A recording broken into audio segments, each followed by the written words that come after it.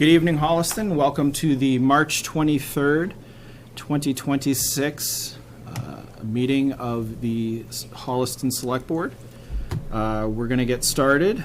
Before we begin with the agenda, I just wanted to read a quick statement on behalf of myself. And so I just wanted to make a statement about some of the things that have been said around town, just to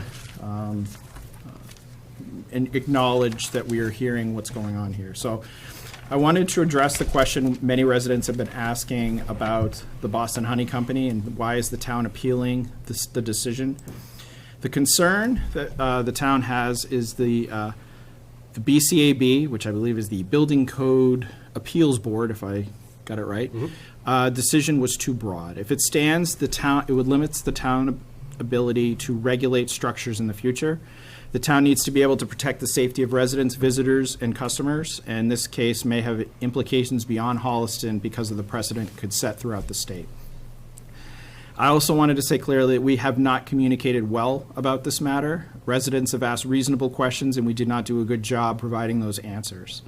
There were communication failures, including misresponses, and that needs to change, and for that, I am sorry. I'm not speaking on behalf of the board here, I'm speaking on behalf of myself. When the town does not communicate clearly, people understandably turn elsewhere for information and fill in the gaps themselves. This is on us. We need to do better, not only on this issue, but more broadly in how we communicate with residents and businesses. We are volunteers, we are human, we make mistakes, but we also care deeply about this town and we have a responsibility to improve. So with that in mind, I'm asking the town manager to work with staff to identify communication opportunities to fix and bring back to the board some solutions. We can come forward with when that could be in a few months, probably after town meeting. We want to make sure we get real improvements and not just temporary Band-Aids. So we'd rather take a little time, do the right thing here than rush. And we also need to look at our role as a board, how we can be more accessible, more accountable, and clear about how residents can raise concerns and get answers. So this is an opportunity for us to acknowledge a problem and fix it, and I hope we can take that seriously. So thank you for your time. And I will stop talking, and I'll let the public, whoever would like to speak. We have public comments. Does anyone in the room like to come forward with public comments? Please, just name and address, because not everyone can see who you are, and not everyone knows who you are. So, Jay Leary, 146 Karen Circle. Welcome, Jay. One of the things that I'd like to bring to your attention, which I'm sure you're aware of, but it's been an issue and it's been ongoing for some time, is the number of double poles that we have in town. And I know there's a rule or there's some laws on the books that regulate that they have 90 days or something to do something about it. But I don't see that really happening in any great way. And I know it's not something per se that is very enforceable based on how the law is written. However, it's becoming much more prolific throughout town. Yeah. Just on the way here today, and I live in the Brentwood section of town, I counted 18 double poles. Wow. And like I said, it's amazing. They stay here forever. There's a double pole outside the town hall right now that I want to say has been there 5 or 6 years. And it's just wondering if there's something we can reach out to our legislators or something, put some teeth in the law that makes people have to fix those things, because I think they're, aside from their being very unsightly, I think they're a danger to the public. If one of those gets hit, the way that they're kind of stuck on, they're kind of jury rigged together. Yeah. I imagine we could have some serious injuries from that. So that's something I'm asking if you guys could look into. Sure. And see if we can get some movement and get that poles. And I know it's kind of tricky because I know it's a Verizon / Eversource. One owns the poles, the other one does the work, and coordinating that is probably challenging. So with that's what I was wanting to speak about, and I appreciate your time today to listen to that. Thank you, Jay. And one thing that I've said in the past is we want to make sure that they have a plan to fix those double poles before they come forward asking for any new poles. Right. So I've said that specifically, that we don't have a ton of leverage. Obviously, we can certainly talk to people and things like that, and I believe they're actually illegal, so they're not even supposed to do it in the first place. But to that point. So we're trying to use what leverage we have, but we can continue. And I know they've fixed some of them in Mudville, but we need to continue to apply the But pressure. I mean, to they're tell all them over that. town. I mean, you can Yeah. go any part of town and see them. Yeah. Like I said, it's getting a little bit, I think, out of control. And we agree that it's a problem that we need to address. So Yeah. we appreciate you keeping us on our toes to make sure that we're on it still. Yes. Are you familiar with any on Norfolk Street? I don't think I've been over in that section for any length of time recently. He's in Brentwood. Why would he? Yeah, no, I mean, I do travel Just teasing. back and forth, but it's just like everywhere you go, you tend to see them. And I get it especially when new construction's going on, maybe some road work's being done. Yeah, okay, there's going to be some time that that might happen, but 18 of them is not going to be. well, Is 18 not for and, that. and most of them have been there probably well over. Yeah. When you were on the board, probably. It was, and actually we looked at it when I was on the board and Yeah. we talked about it and felt the same sense of helplessness because the law basically has no teeth in it. It says, yes, you need to do it, but that's where it What do kind you of. hold me accountable? Yeah, Or they'll it say, doesn't really stop. we got to wait for this guy to move their wire before we can And do even anything. your way that you suggested that maybe before you come up and do it, you're probably hurting somebody else. I know. Because usually when they request a poll, it's usually to benefit a resident. I know. And you're kind of hands. But sometimes it's the only time I have somebody in front of No, me it's that I true. can actually apply. And they'll a little say, bit yeah, of I'll leverage. look into it, and then that's about where it goes. So I Well, appreciate it. But thank you All for right, coming in, thank and you. we'll continue to push on it. All right, Thank you.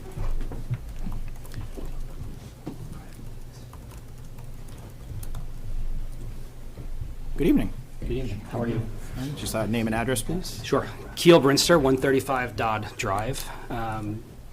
My first select board meeting, not my first town meeting. Moved in here to the town about 6 years ago, closed on the day of the shutdown, actually. So we've been around, we moved it forward so that we could close. We were Okay. afraid that we were not going to close. Yeah. Got married since then. Have had 2 kids since then. My daughter goes to school, literally right next door. Yes. Right? Okay. So I'm going to just read a prepared remarks to you all to bring to formal attention something that's been going on in our neighborhood. Okay. I'm here today to highlight to you how an issue has been handled and to ask for leadership from the select board. I live in the Queens neighborhood, an area comprised of less than one half acre residential lots, with houses sitting in close proximity. This is where a neighboring property to mine has, over the past few years, been converted into what is effectively a small farm with livestock, at one point having 20 chickens and 5 goats. Early on, I began seeing rats and other vermin, so I called the town board of health. I was told by a town employee that the owner had the right to keep animals, as the town was right to farm. However, last year, the Environmental Commission approved, despite my and neighbors' objections, that the rear of the property be cleared to expand use into wetland buffer, referring to the right to farm, which promoted me to look more closely into at the municipal, county, and state regulations. At that point, after consulting with experienced land use attorneys, not real estate attorneys, land use attorneys, and an engineering firm, I was informed that the scale and nature of the use of particularly the keeping of livestock was clearly not compliant with the town's zoning bylaws. Our first attempt was to request that the building official enforce per the bylaws with the appropriate information in the request, citing 3 bylaw violations. By the way, I've brought both of the formal letters for you. You guys have all been copied on all of the correspondences so far. Okay. Citing 3 bylaw violations. In a few words, one sentence specifically, he said he would not enforce. Never gave reason or explanation, never even responded, nor attended the ZBA's request to explain. Over the past several months, 7 abutters, including myself, have written letters, attended several meetings, and formally requested enforcement of the several Holliston zoning bylaws being violated. During 3 meetings, we are supported by land use attorneys who explained how the town's own zoning regulations were being violated, but instead of clear decision or enforcement action, what we have experienced is a continuous cycle of deflection, one board or department pointing to another and ultimately no one taking responsibility. The result is that a use which does not clearly comply with zoning bylaws has been allowed to continue unchecked. Ultimately, the ZBA requires a unanimous vote to overturn a building inspector, which ultimately led to a denial of the appeal and wishes of 7 abutters. The town's own zoning bylaws are clear that uses must be specifically permitted, and it outlines agricultural activity, particularly livestock, in the context of larger parcels, typically 5 acres or more. There are no provisions, safeguards, regulatory frameworks in place for keeping livestock on sub-acre residential lots with this one. I'll go into a little bit of detail here. There's no setback laws, there's no fencing laws, there's nothing. So it is free reign for anything. These properties were never intended to have livestock on them, and because of the way that the town is enforcing it, it is completely free reign, and there is nothing. There is smells, there is flies, there is rodents, there's everything amok, right? Chickens are one thing, right? We can deal with chickens, but when you start getting into the hoofed animals, that's where zoonotic, diseases get spread. We're dealing with Zika, we're dealing with all these other things, right? The gap matters because what's happening today is not a theoretical policy discussion. It's an active situation occurring roughly 15 feet from neighboring homes. My property line is 15 feet away from the corner of my house. That's how close this is to my house. And the fence line is right there, right? This is not consistent with how the town or the Commonwealth define or regulate a legitimate agricultural activity, and is not what right to farm was intended to protect, right? I don't understand where the misconception in town is. Right to farm is commercial agricultural, 2+ acres minimum, absolutely minimum 2 acres. These are not commercial agricultural areas. When you read the bylaws, everything says commercial only, commercial only. So these residential, occurrences are skirting that, and, basically when you listen and you hear all the experts, if it's not permitted, then it's expressly not permitted, right? It has to be expressly permitted. So I understand that it seems like a nice thought in agriculture be mixed in with residential. However, this is a residential subdivision on tiny properties, never intended or zoned for this type of use, and is being allowed to operate without the basic protections, oversights, or standards that it would apply anywhere else. And these are not abstract concerns. These are real impacts to real residents. We are dealing with dead rats, persistent odors, swarms of flies. I have personally taken video of my 2-year-old crying because black flies are swarming her while she is simply trying to be outside in our yard. Multiple neighbors have testified in front of the ZBA, and yet their findings say that we did not have enough proof that we were being, put out. Ultimately, we've had to hire, pest control departments to come out and deal with this. We've had to put fly traps along the perimeters. I've had to physically move dinners inside off of my deck to get away from the flies because the kids can't enjoy it. This is not okay. It's not a play. It's unfortunate, right? Other neighbors have come before the ZBA and spoken about the same issues, smells, flies, quality of life, and these concerns have largely been ignored. Not a single ask has been made of the property owner. I should not need to file suit to force the enforcement of approved, clearly applicable, specific zoning bylaws. However, it has been stated that the committee members that they use their personal opinions to decide on what matters, not what is writing. This dysfunctional creates inconsistencies that go well beyond the one property and frankly open the town to liability. The overreaching question is whether our bylaws mean what they say and whether residents can rely on town to enforce them. I'm asking the select board to step in, provide direction to the staff and committees to ensure that the appropriate enforcement action is taken. The current approach where responsibility is diffused and no action is taken is simply not acceptable. I appreciate it. I don't know if you have any questions of me, but I think, you gave us a lot to, do you have that electronically? I can absolutely send you this Yeah, electronically. You guys have been copied on all the correspondences along the way. If you could, I'm sure we have. I was actually trying to find some of them, so Yeah. forgive me, but sometimes Yeah. we get a lot of emails. So Sure. just, if it's possible, if you could, provide that packet. It's certainly if you're willing to leave the hard copy with Frank, and we can, it's hard for us to sort of like give you a real answer, Sure. right, in this setting. But I think, we hear that we hear you that this is an issue, and we want to understand it better to be able to give you a reasonable and proper response. I just have 2 quick questions. Sure. If I may. Go ahead. Okay. First is, have you started an appeal process? It sounds like you have a ZBA decision. We have Have a you? ZBA decision Okay. because it requires a unanimous decision to overturn a single person within the town. We couldn't get that because there was a holdout. Have you started an appeal process of the ZBA decision? I'm within that Yep, period okay. right now. But not officially yet. Okay, thank you. And then is your desired outcome zoning changes and obviously the situation with your neighbor changed? Or is it zoning changes and something else? Or is it none of that? Or could you just say what your desired outcome is? Sure, I'm gonna take a step back and I'll answer that in Yeah. a second. So I have put out a large expense on my own. I have actually gone out, seeked out a Boston-based land use attorney. They are very specialized, they are very, savvy. This is all that this attorney does. She came on, she represented it, you have all of the things here. There are multiple bylaws being violated here, and every single one of those bylaw violations, I can imagine them saying, okay, well, we'll say this one, but these ones are not. We're ignoring all of them, right? What I want out of this is I want all of the town's boards to get together and say, is this what we intended? Is this what is intended? You got a Board of Health issue, you have a zoning and a building inspector and a zoning board of appeals, right? All these different boards, no one is getting together and actually acting together realistically with their heads on to say, is this what is really the best for these neighborhoods, right? Is this what we intended the law to be? What I want is that I have spent over $10,000 ultimately on surveys to understand the lot lines, on engineers to actually give me my opinion, and then hiring an attorney. Ultimately, I had to pay probably an extra $4,000 in attorneys because of continuances, because the building enforcement officer was no showing and not giving comment to why, right? So we had to continuously come to meetings over and over again. What I'm asking for here is one, is to look at this situation, but two, is to apply it universally, right? No one should go through what we and my neighbors have had to go through in town. I am all for, I've said this, I'm all for agriculture. I support local farms, I support local, eggs, those types of things.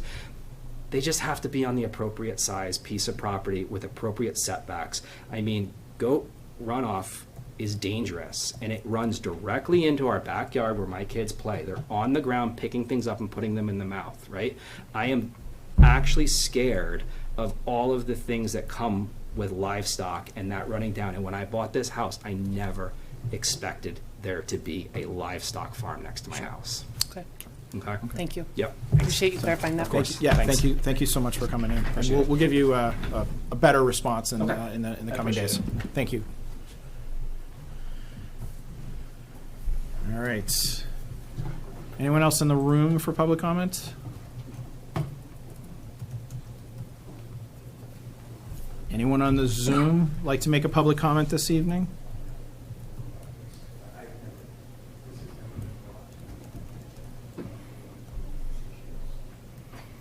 All right, hearing none, we're going to move on to our agenda. So we're going to talk about town meeting. We're going to get going on budget updates and talk about warrant articles. I'd like to try to get as much of the budget done tonight as we can. So, and I'd like to, go through the warrant articles. There's probably quite a few low-hanging fruit that we can say, yep, we're good on that. And then if there's further questions, then we can start that process on warrant articles. So Frank, why don't we take it away? Why don't we start with the budget?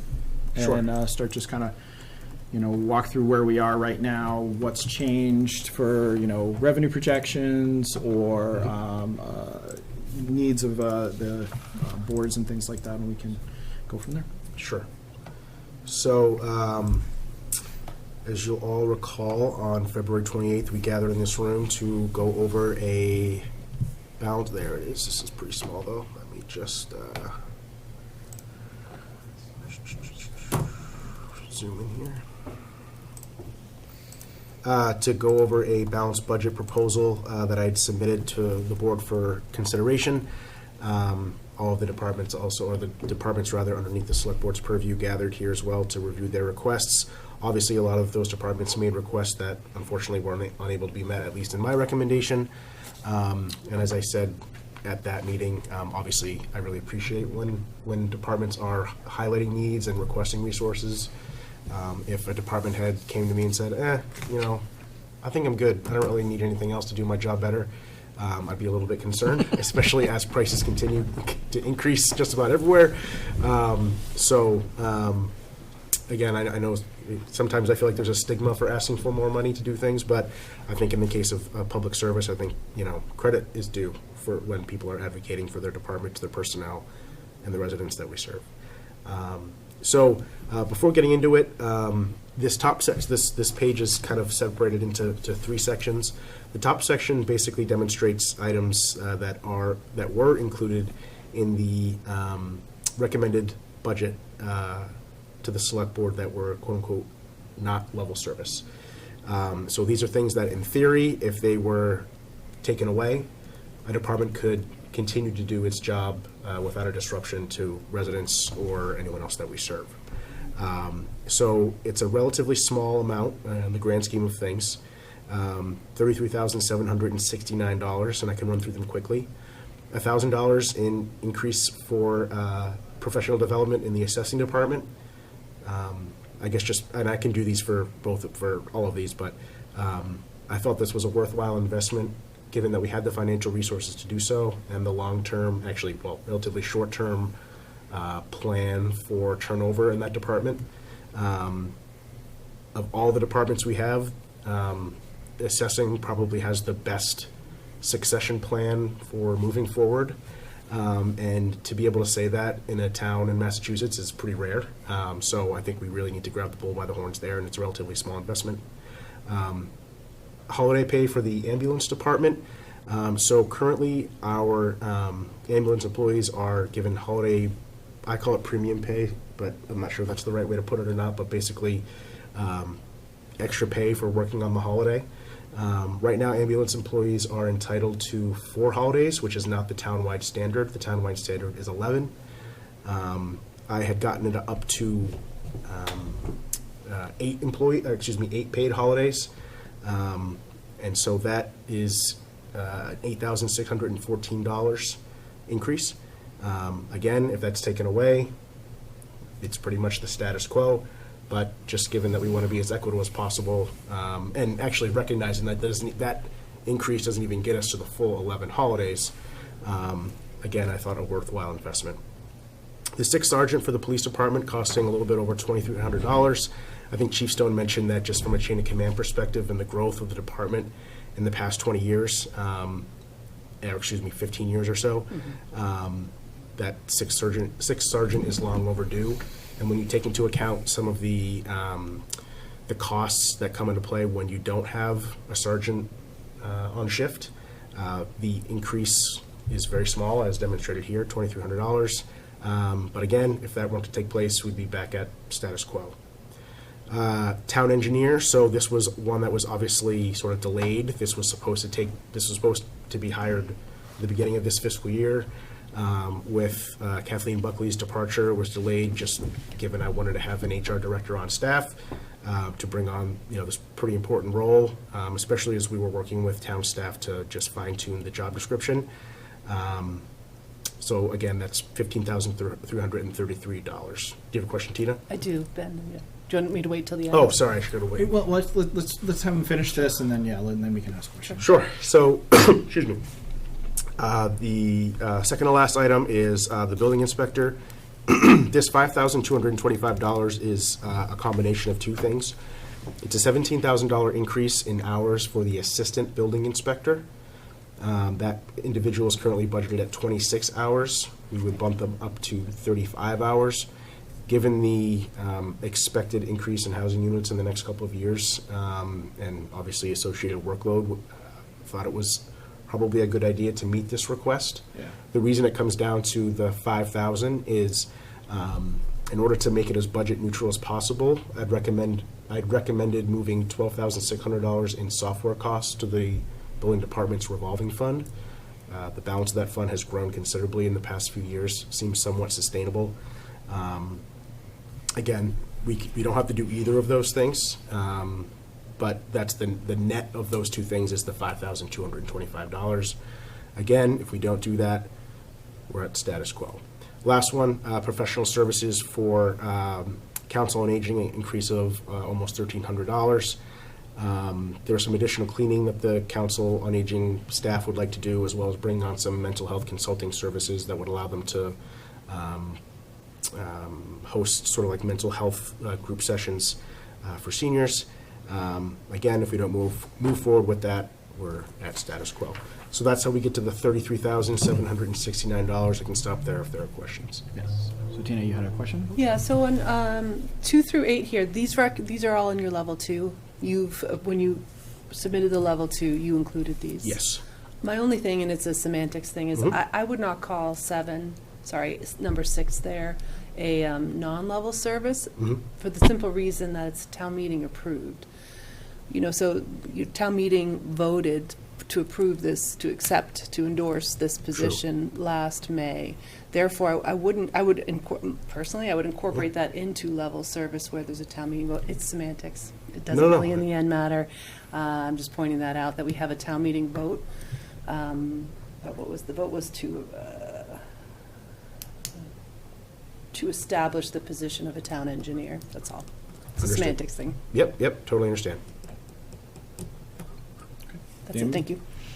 Just, I know it's a small amount, but I'm just interested in the assessor's portion. What kind of training does that include?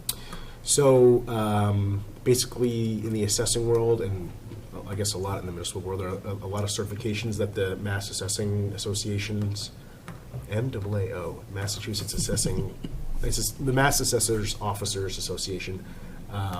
Basically, the accreditations that our deputy assessor have now. We have a clerk in the office who's very interested in taking that role should our deputy clerk ascend to the department head. So that clerk would then seek the same certifications that our current deputy has. These are costs related to the cert, not training for the cert? Like Both. Like you Okay. would take the class and then take the test type of thing. Okay, cool. Thank you. Sorry if that doesn't answer the question. No, it does, actually. Okay. Good to go. Okay. Yeah, I mean, I look at a lot of these, and it's just they make sense, and I think they're important to for staff and to make sure that the departments are given what they need to be successful. And I look at like the building inspector, the assistant inspector, and like there's statutory guidelines on how long they have to reach these goals, and if they get inundated with permits, the statute doesn't go away. So that there's still obligations to complete the task, and increasing somebody by a few hours a week to reach those goals, I think, is a very easy ask and a no-brainer in my opinion. So if they're all already in your level 2, I think it makes sense to continue with all of them. I mean, I don't see any reason to take any of them off, and it's small money that does that has a big impact on a lot of departments.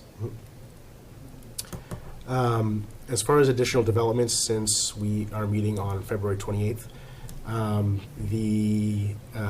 me start with the treasurer collector. So I think, as we covered during the meeting, there were some additional revisions that Chris had made to his budget after mine was submitted. There was roughly $4,000 in reductions that he had made. As far as the wastewater treatment plant is concerned, I have a placeholder on here for $10,000 that could potentially be reduced from that budget. We did receive the notice to proceed 2 weeks ago, a week ago. So there could be some savings since the plant will be offline for a period of time, and the treatment system will be, the treatment method will be a little bit more cost effective in the future. So are you recommending this change? I think that we might need a little bit more time, till we can get a firmer number for the wastewater treatment plant. I think $10,000 is, I would call it conservative, but there could be more there. What I'm basically asking is like we don't run a treatment plant. So, we want to make sure that we have the resources available to run the plant. And, if you tell us that $10,000 can be taken off and everything could be fine, we're going to listen. Yeah. So, we're kind of looking to you and to James and to whomever else would say, this makes sense, we can make this change. And if you say no, I mean, we have to, you need to tell us whether or not this is what you want, because we're not just going to do it without your Understood. assent. I think the $10,000, I can recommend the $10,000. I can't recommend any more than the $10,000. Got it. That's fine. Okay. Obviously, with run rates, after a year or two, we'll probably be able to see you know, Mm-hmm. what that looks like, right? So that just leaves $14,000 that I'm able to recommend reducing budgets by. Okay. Obviously, if you reduce other parts of the recommended budget, my feelings will not be hurt in the very least, so by all means, take a hammer to it.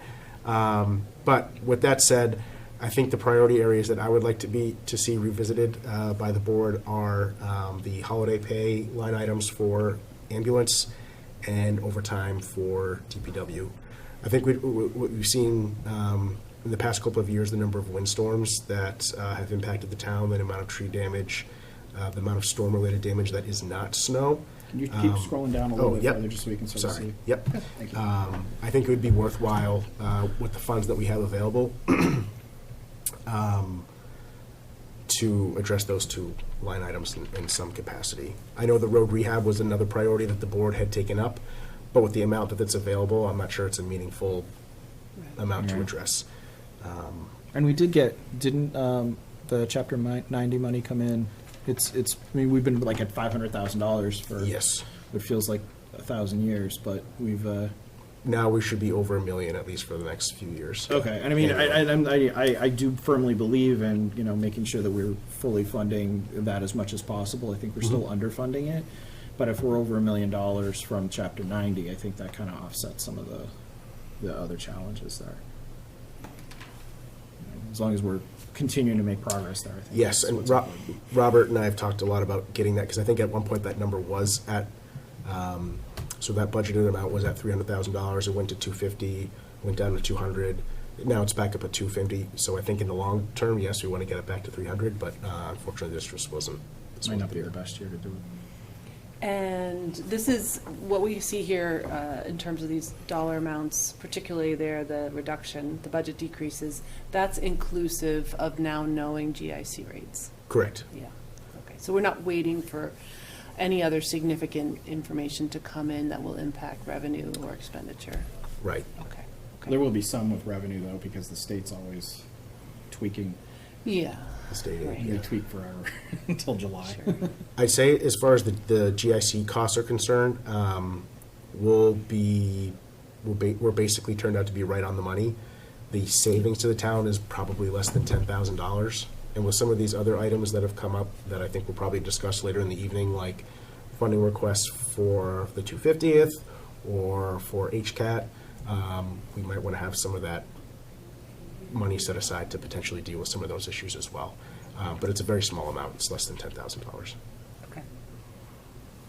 And certainly when we had Senate President Spilka and Rep. Arena DeRosa at the table, they were not telling us things that would have you thinking you were going to get a better number out of their budget process. So it seems like a good place to end the conversation for budget development. You gotta love live adding them all up, and it goes right on there. Is that you? Yeah, it was me.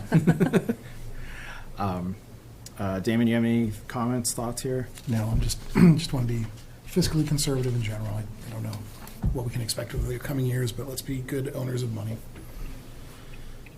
I mean, I think the one, I think the road rehab, pains me to say it, but I think I'd probably take that one off, given the $1 million for Chapter 90, and we should make sure that we keep that in mind. I definitely think like ambulance getting to 11 holidays, that's an equity issue. I think we need to be doing that. And I'd like to see, I had a nice sit down with Cynthia for the Council on Aging, and she talked about some of the experiences that Laura, the assistant director, had, and going to some of these professional development excursions and finding all sorts of programs and opportunities. Like the Dull Man's Club started from that kind of exercise, and it's one of the more popular things at the senior center, the center, excuse me. So, I think things like that, I think, are important to be able to do, and especially like, when it comes to things like salaries. I'm a firm believer in making sure that our employees are treated fairly and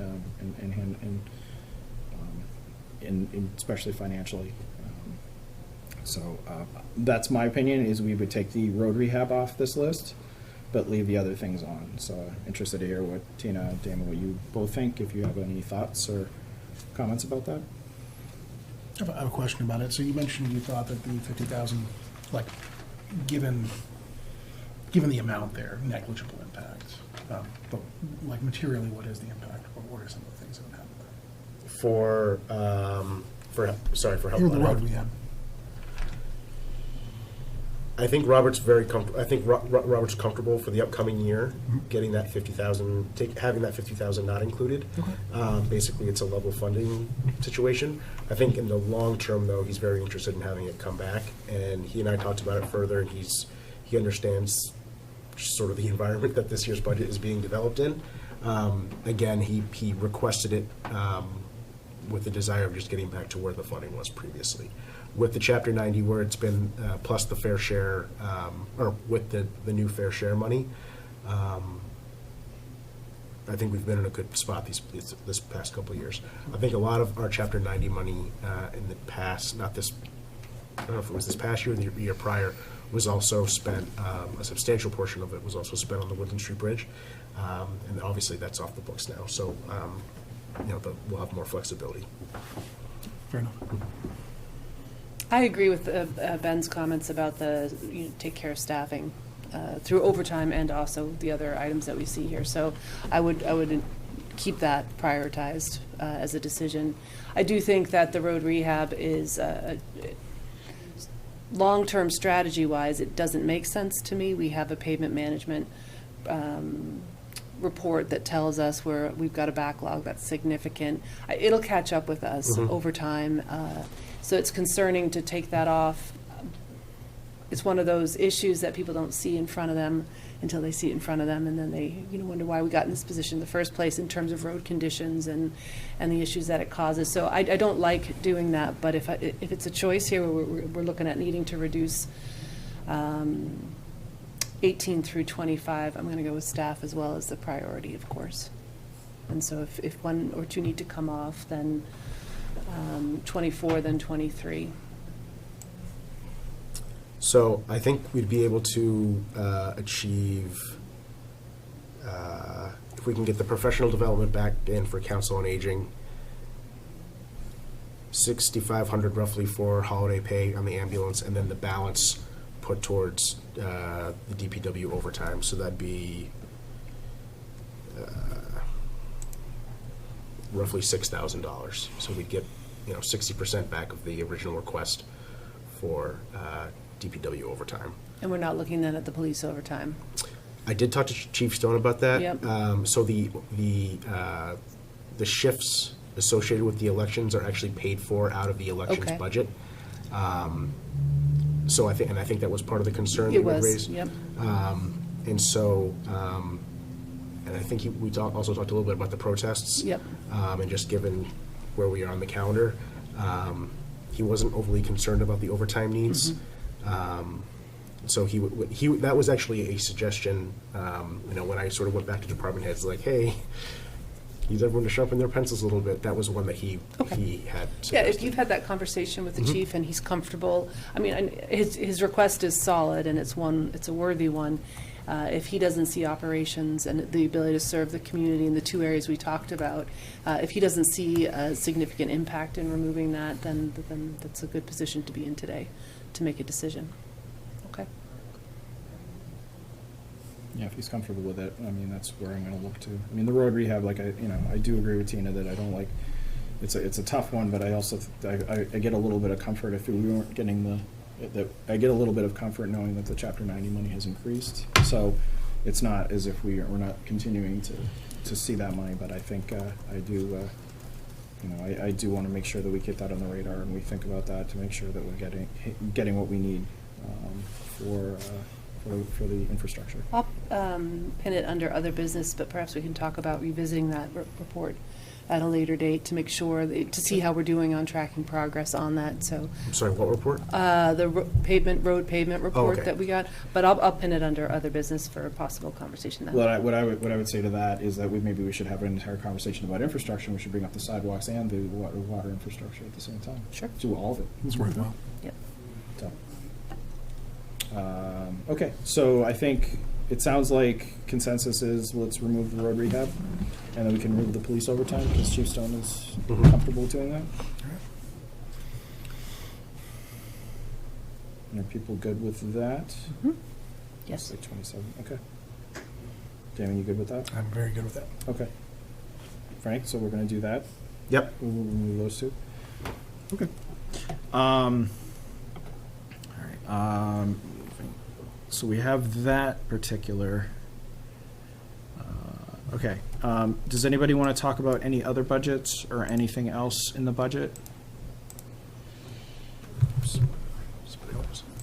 One second, I don't think so, but let me just check something. I had some Sure. notes from the budget hearing, but I think Frank has captured them all here. Okay. So what I'd love to be able to do here, I think we're comfortable with all of the initial, the funding recommendations that you're making at the top, the 33,769, the additional potential savings, then minus the 14,100, and then those minus rows 24 and 25. If we could sort of like get a net number, and then I think, you know, I'd love to, we don't really, we have a consensus that we're in agreement about the entire, the budget. I think we probably want to have like an actual level 3 Yep. budget to vote on. And we can do that next time. Okay. I wanted it tonight, but at the same time, at least if we have all this, then at least, you know, even if the finance committee wants to say, you guys didn't, we could say it's done, It's and done, yep. it's done, and we just need to make some, just make sure that we're actually voting on numbers. The only other one that that wasn't touched here was the fuels budget. So I had a note that we were possibly considering the fuel budget decreasing to reflect lower, not fuel costs, but lower usage. That may not be a conversation we have to have. It might have, you know, I in wouldn't the feel end. comfortable in this world right now doing that. Yeah, you know what, I say all that, and then I remember the last So, 3 weeks. yeah. so- Even if we get like, you know, I know we don't have to pay taxes, it's a little easier, but fuel costs are kind of like really uncertain right now, so I would, I hear you. you know. This was just what? Yeah, I know, and it was just February before all that 28th. It was the happened. same day, I'm pretty sure. It was like right around there, actually, yeah. But it's, I would hold off on that, I think, Right. just because of the No, nature of things. that makes a lot of sense, given the situation we immediately find ourselves in on a dime. Boop, just flips. So Just like that. So that's what I think we can do. I had proposed, and I'll talk to you both about this, and maybe we can put something together for next time to review, presenting to the finance committee. I'd like to, I know the school committee presents to them, you know, their budget and their priorities, and I want to be able to have the same opportunity to talk about ours. So I will put something together for our next meeting that says, hey, look at this, what do you guys think? And then we can vote on a budget, and we can vote on a presentation that we can then present to the finance committee if people are comfortable. Does that sound good to So you guys? we'll vote on the level 3, maybe on the April 6th meeting. Correct. And then following that, I will, well, no, well, I mean, I will make a presentation based on that, and then I will send it to you guys to tweak and things like that, and then we can, if we do make any changes, we can make changes within the budget if we need to. We say, hey, we want to take that out, we can just remove it and things like that. we might be saying the same thing. What I am saying is that, I'm asking, I guess, is we will present the level 3 budget to the finance committee after it's voted on by this board. Yes, what I was hearing was that you Yeah. were saying that basically we would do the present. Oh, no. I would make the presentation after that meeting, but now I understand you're saying make the presentation to the finance committee. We're in violent agreement then. We are in agreement, okay, so. Just to recap, so I'm obviously tomorrow. So That's okay. So tomorrow, I'm going to the finance committee. I will let them know that the level 3 budget is coming, but tentatively, the only real changes are reducing those 2 budgets by a total of 14,100. Yep. Increasing 3 budgets by the same amount. Yep. Ambulance, council on aging, and DPW for overtime. Yep, and then, and we will include the COA 5,000 in the highway repairs. We did say. Okay. Okay. To that, well, that's Numbers that- not numbering? Yeah, because that totals. All right, well, you know, then, because we did, I mean, okay, do we, I heard, I was following Frank as saying 19, 20, And the remainder. Well, I know, for I the hear 22. that, and, okay, so, do you, like, so we're taking those, the council on aging and the highway repairs? So, well, so these would be items that we could, these were things that we could revisit to increase those budget. This was sort of a menu. Right. Gotcha. But the only things that we only have sort of $14,000 to play with. Okay, no, okay, I got it. I And got it. those three were Yep. these three total. Now, what we Okay. could do is, No, and I mean, that's, I think that's fine. I think that's okay. I think I Okay. misunderstood. no. Probably didn't do a good enough job. No, it's okay. I talk too much. No. So just to be clear, the salaries for the Council on Aging is, last year, I think there was a little under $5,000, or excuse me, this current year, there was roughly $5,000 budgeted for it. We, to date, have not spent any of it. There was also $5,000 budgeted for it in fiscal year '25. There hadn't been anything spent for it, so this year I sort of figured we're not really in the luxury of budgeting for things we might need this year, so I Okay. removed it. The Council on Aging did revote their request and included this $5,000, so that's why I wanted to draw it to the board's attention that, if we were going to revisit increasing budgets, this would be an item to revisit. Okay. And the repairs and maintenance supplies line item in DPW, I believe there had been a $10,000 request increase, or increase requested rather, and we were able to meet, I think, $6,000 of that. So Okay. this was sort of a partial restoration of sorts. Got it. Okay. I misunderstood. No. I get it. Makes sense. Mhm. All right, I'm comfortable with it. And we can tell the finance committee that this is where we're at. Mhm. These are the changes that are coming, and then we'll vote on it officially on April 6th. Yep. And they certainly can, they're still in the process of going through budgets anyway, so Yep. it's not like they're, They'll actually wrap up the town side budgets tomorrow evening. oh, okay. And then the following meeting, they'll do schools, Keefe Tech, and, Okay, so we got it, so, yeah, so we'd be keeping in line, so they'd have something to talk about, but we can send it to them earlier, because even if we haven't voted on it, they can look at it and say, Mhm. this is what is coming, should be expected, don't expect any other changes. yep. Got it, great, Nice. okay, sounds good. All right, the warrant. Okay, just stop this one. Everybody loves the warrant.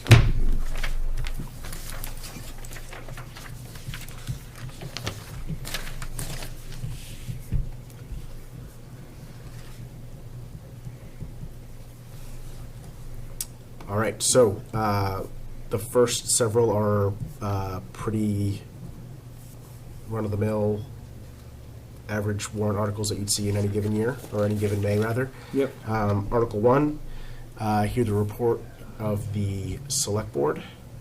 Obviously, Ben, I think you'll be, as tradition is, the chair would be giving the presentation. That's correct. Obviously, there'll be a fair amount to present on this year, especially given the DPW article. So that'll be number 1.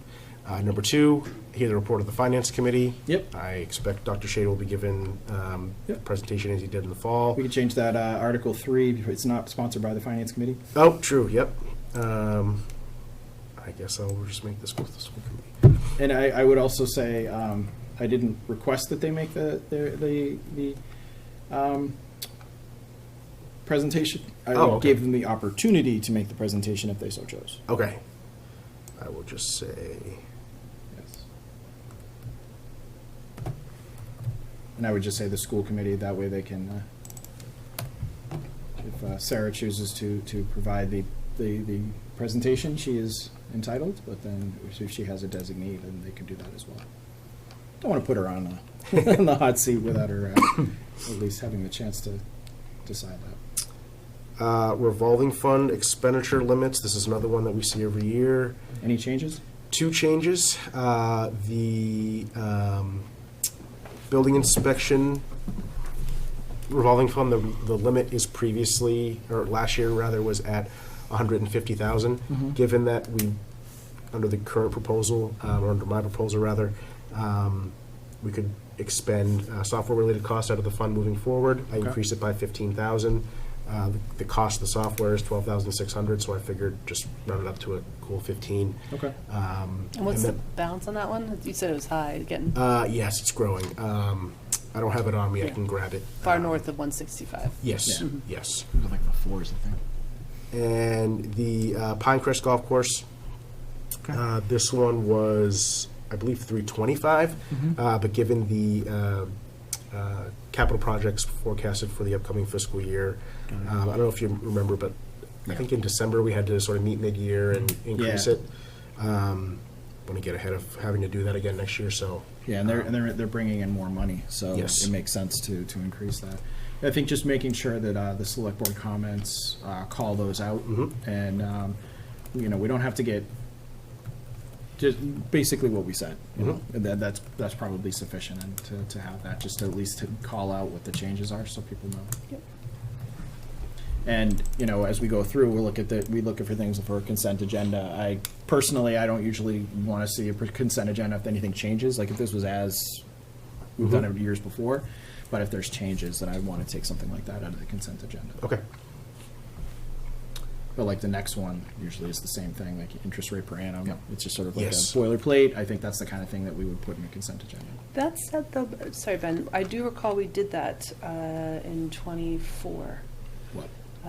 We had a change, it was Pinecrest then, I think, as well, where there was an increase, and we just kept in the consent agenda, and the moderator just called out the one change and said, oh, we can separate the article, and we can separate, this article I mean, from the if consent we agenda. want to do but- that, we certainly can. I usually we can revisit with two changes. I'd kind of like to Okay. give people the opportunity. We can have a conversation about it too with the moderator. I mean, this doesn't usually generate a lot of a conversation either. So Moving on. moving on. Interest rate per annum is the interest rate charge for tax deferral programs, Yep. or the tax deferral program, for residents 65 and older. I did check with town council on this. We do actually have to approve this every single year per state statute. I was hoping to cut down on articles. Did manage to get rid of a couple that apparently we don't need to do every year. Okay. But this is one that we have to keep on there every year. Got it. Nullify, so the next 9 or so are articles that were presented by Kevin Rudden on behalf of the Board of Assessors. Okay. At the first meeting I think it was your March 9th meeting, it was the meeting I was not here for. So the first is the nullification of the overlay appropriation that was made at the October 2025 town meeting. Okay. The Mass DOR advised us that we were not permitted to allocate that amount of overlay. Okay. So instead, the money was taken out of the reserve fund as approved by the finance committee. Yep. And so, just to clean up the books and to be super safe, we've put a warrant article on there to nullify that vote. Do you want to put the dollar amount or no? I'll update that. I believe it was $100,000. Okay.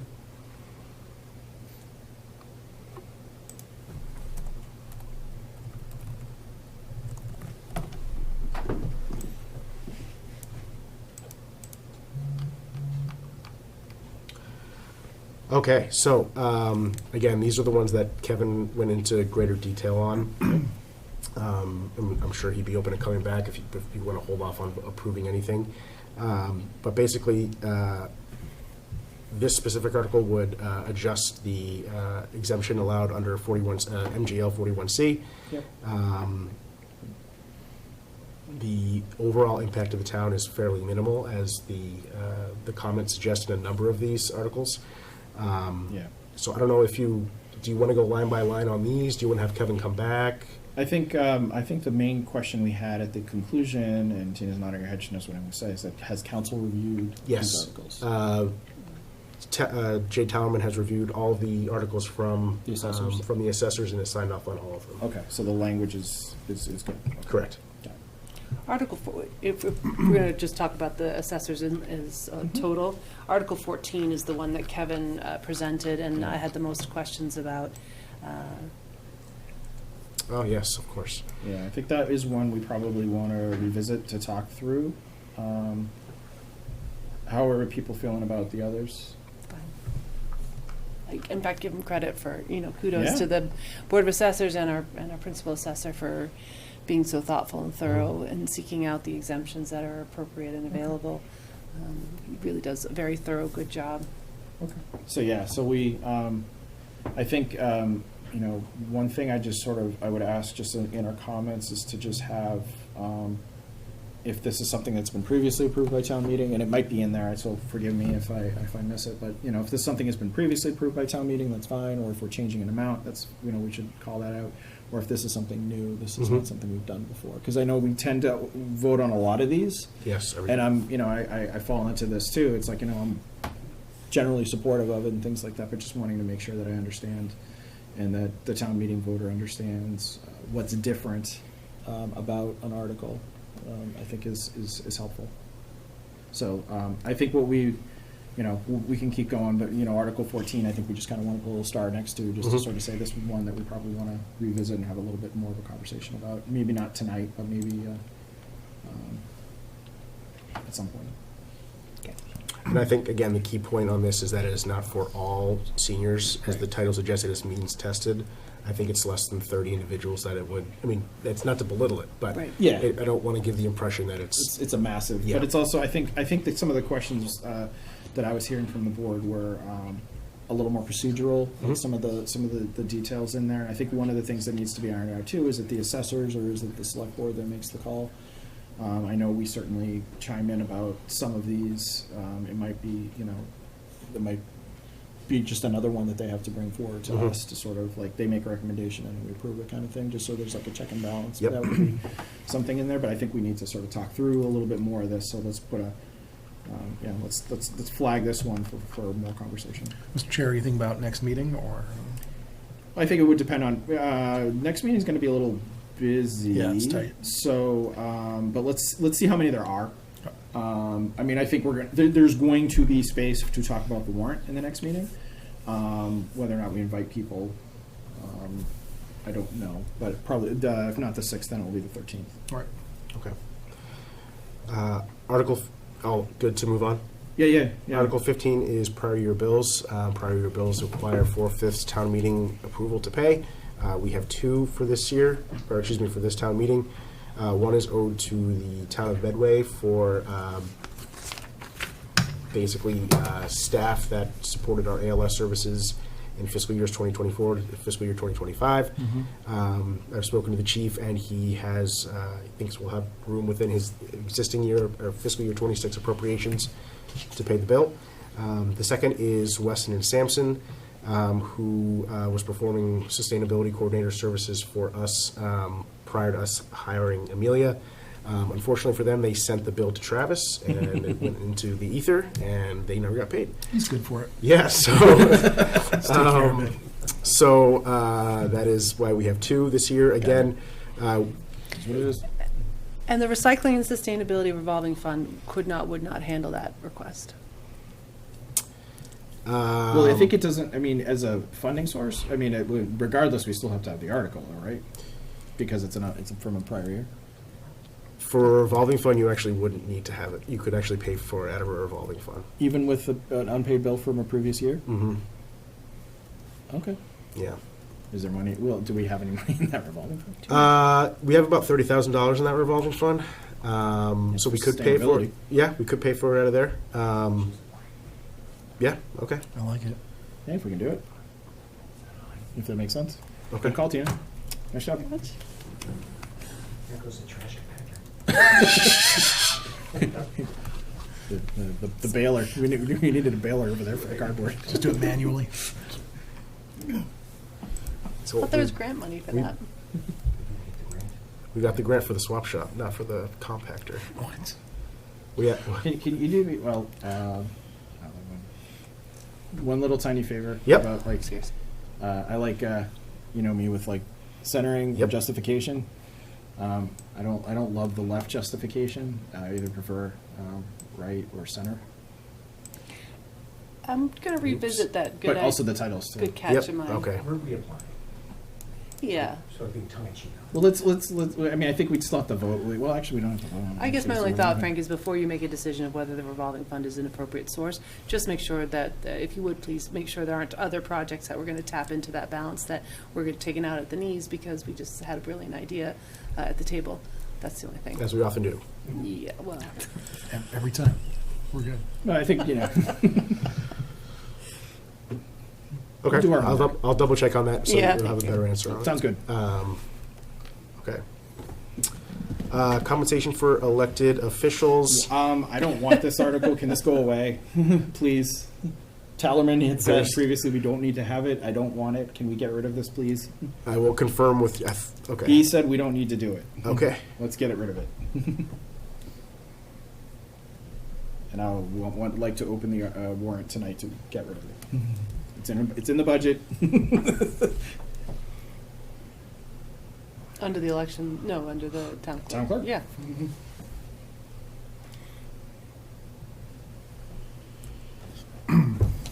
Yeah, I notice our salaries are conspicuously absent from this one, so a little bit befuddled. Yeah, we had a little bit befuddled. we had a committee that we put together to get rid of them. Yeah, it's revisit. Thank you, Chief.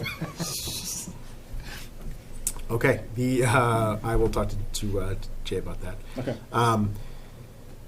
The next article is the wage and classification plan. There are no changes to last year's plan other than a 2% COLA that's been applied to all positions and has been, not all positions, in the municipal departments that are non-union. And that same 2% has also not been applied to some of the intermittent and temporary staff. But for the most staff on the town side will receive the 2% as demonstrated here. So Okay. no other changes. So just the COLA, the 2% COLA. Yep. Got it.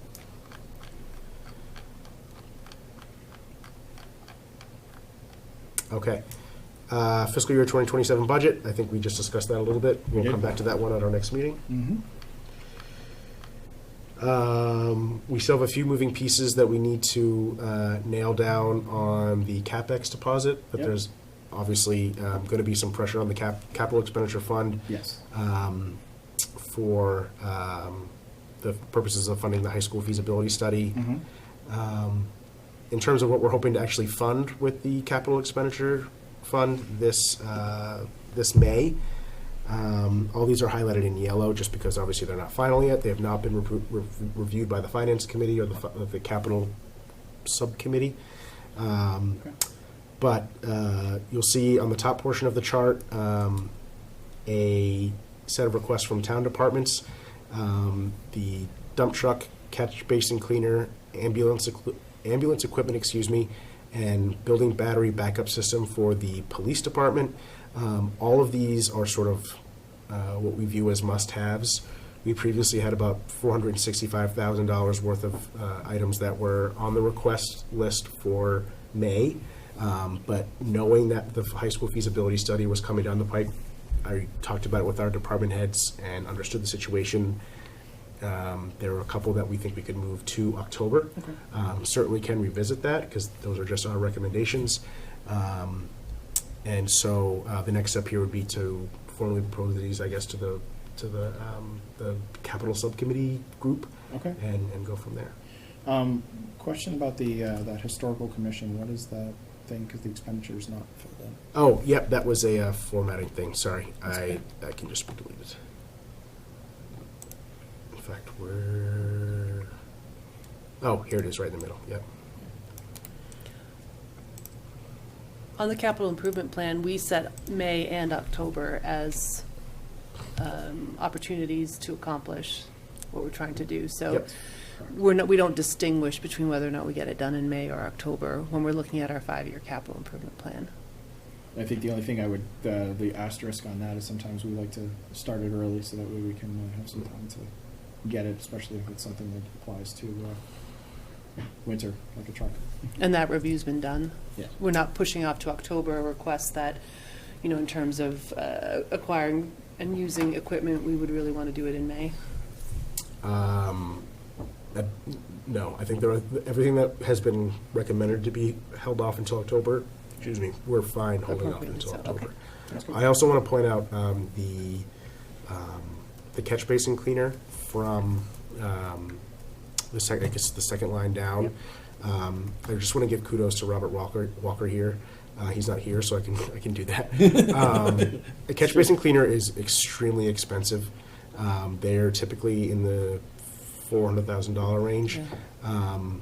Robert's worked with the town of Natick, who is actually getting rid of a catch basin cleaner that they bought in 2013 that's basically never been used. And so we've negotiated a deal with them to buy one for a little bit more than $70,000. That catch basin cleaner, he called me and was like, "Hey, it's out front. You want to see it?" Okay, I gotta go. It actually is also equipped with a plow that is included in the price as well. So that will also be a frontline snow operations vehicle. Awesome. Funnily enough, we'll get to this in a minute, but the Constitution Village road acceptance will actually trigger probably an additional route that the town will need to take up. And so that vehicle will actually come quite in handy. And Robert is planning to use that one because it can scale some of the hills, just given its size.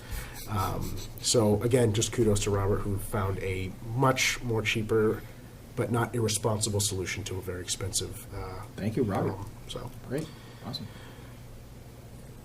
All right, and I Okay. think next week, we'd like to talk to the schools about their requests, to go through those and what they're looking for, and as well as to talk about the feasibility study. Yep. Okay. For our next meeting on the 6th. Okay, so the next few are very small allocations of potential allocations of free cash. The 9 Green Street is a repeat of an article that was initially done in 2023 for LSP and mitigation costs due to the cleanup at 9 Green Street. Some of that mitigation work is still ongoing. Well, actually, a lot of the construction is wrapped up, right? But it's just Those continue on monitoring. right. It's the monitoring that'll really continue. Is it annual monitoring? Yes. Well, so if it's annual, does it make sense for it to be outside of the budget? Because we have, like, for example, in the select board budget, there is a Marshall Street testing line. It's a great question. And I thought yeah. I mean, maybe not for this budget, but Yeah. I think for next year, it should be, like, if we're gonna have those ongoing things, it should be part of the budget, and it should be, like, I mean, because we already have a line doing it for Marshall Street, we should have a line. We should either have a line or expand that one for Green Street. Yeah, I think that there's room there too, because and who knows, maybe it's for a good reason, but we have 2 different companies both doing the testing. Sure. So maybe we get a better deal if we're able to lump them in together. I mean, if there's that opportunity, that synergy, that's great. I think the board would just want an update on how close we are to closure with the EP, if that's even on the table. It might not be on the table, we might be in a position of continual monitoring. But we should just hear from our You're LSP if closure is even an option before we wrap it up into the operating budget. But I think I know the situation But well enough to know that's unlikely. If it's an annual cost, I think it needs to be in operations at some point, because it should be a free cash expenditure. And it's certainly, like, if it's 2 more years, that's one thing, but if it's going to be perpetually. ongoing, I think it should be in operations. Okay.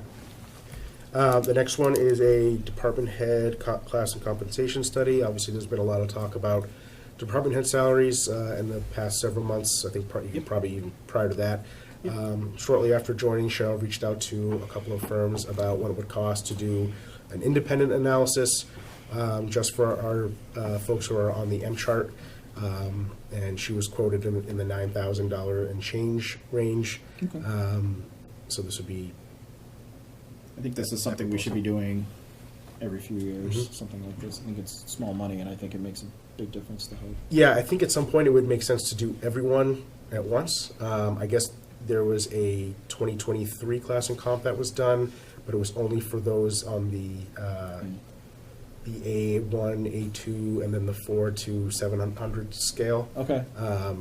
So maybe this time we do department heads, and then the next time we just do everyone at once. But Sure. Whatever you guys think. I think it's a good idea to keep up with that to make sure we understand what's going on. Quick question about that, just because I'm somewhat ignorant of this. Is this not standard data that could be pulled somewhere out of a database? It requires a study? So there, it's a really great question. So there, what we could do is just. I'm okay with it, I'm just trying to understand. Oh, yeah. So we could, in fact, before Cheryl got here, I just started emailing different municipalities that I thought were our peers, or I'm fairly confident are our peers. And basically, give me, here's the list, give me the salaries. What these folks will actually do is they'll weigh our DP, just to pick on Sean, they'll say, okay, this is your DPW, this is Norfolk's DPW director. Their jobs might not actually be the same. This is how similar they are. So it's less of a like, oh. So it's weighted against Yes. actual job functions, not just titles. Yes. But that is to say, and it's a little bit of a, I won't use the word that I want to say, but there's a lot of companies out there that specialize in this type of work. Grifters.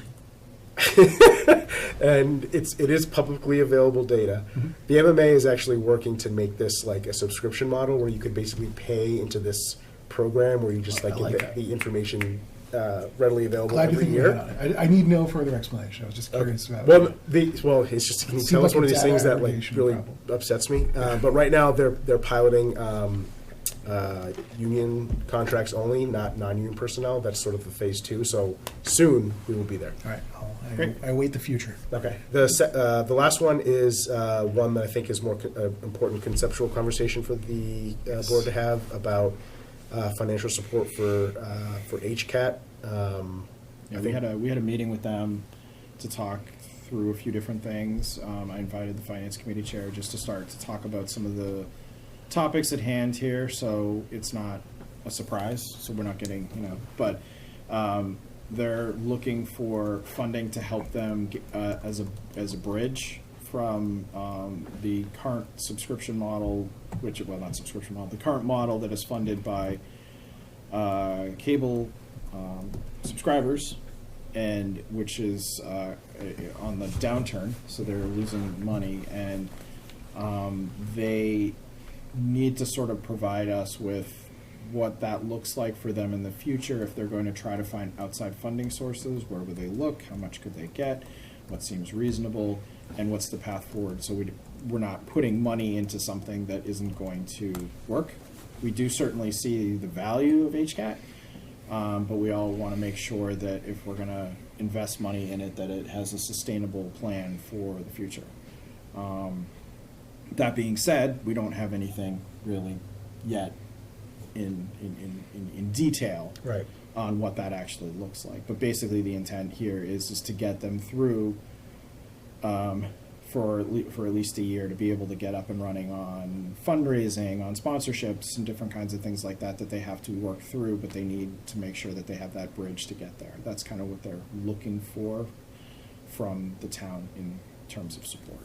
Will they come to present, because we haven't seen them at the table with Yeah, when they have something to present, they will.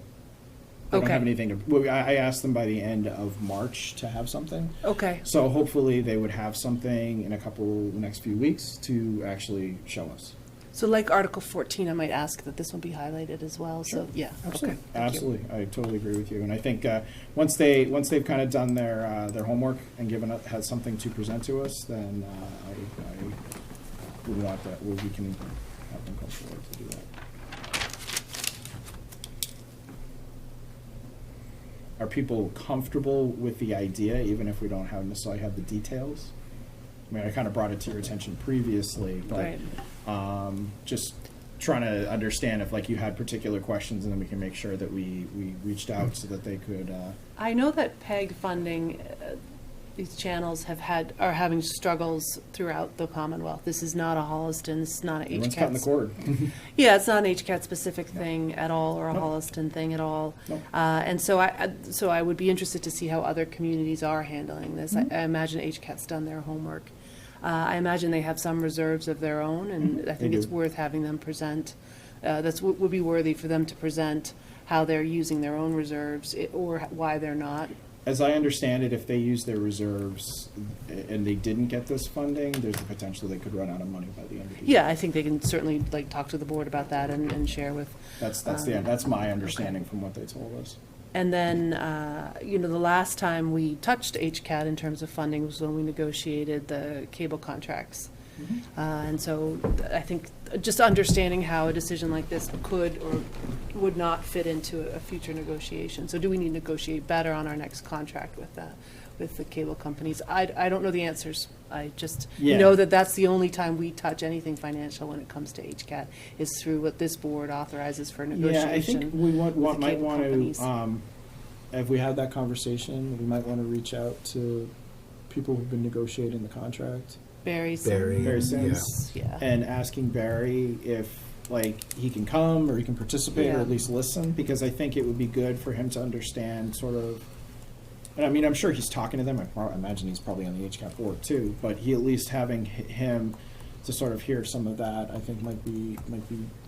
They're pretty Okay. long contracts, so it might not be at all within, a But solution it's for a this. reasonable question, to ask and to have him be part of the process, because that is the part of their funding source. And is there some different tactics that they could employ, other things that they can do on the other side that could be helpful in that negotiation process. And I think they are doing one or starting one very soon, because I think the Verizon's like 5 years, and I think they're starting it like next year or something. Yeah. So there's some stuff that's going to be coming up soon. And obviously, the landscape has changed significantly, because when we last did these contracts, which have been in my time, so fairly recently, none of this was a concern. So I think the general public would be interested to know what is changing that makes a request like this necessary to bring forward, just educating. Totally. Yeah, and Okay. I think with Article 14, I think this would be one that we want to have a deeper discussion about.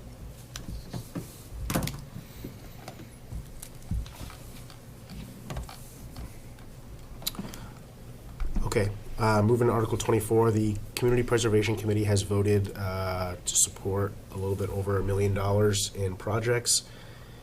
There is one project that could potentially come before the CPC again prior to town meeting.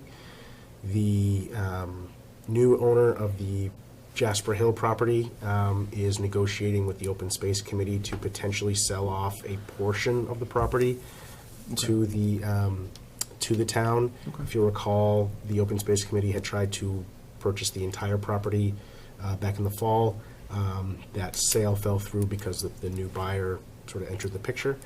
But now that the new owner is basically trying to parse off pieces of the property that could be of benefit to the town. So I think if it works out, it's sort of a win-win, because we're not taking on the whole property.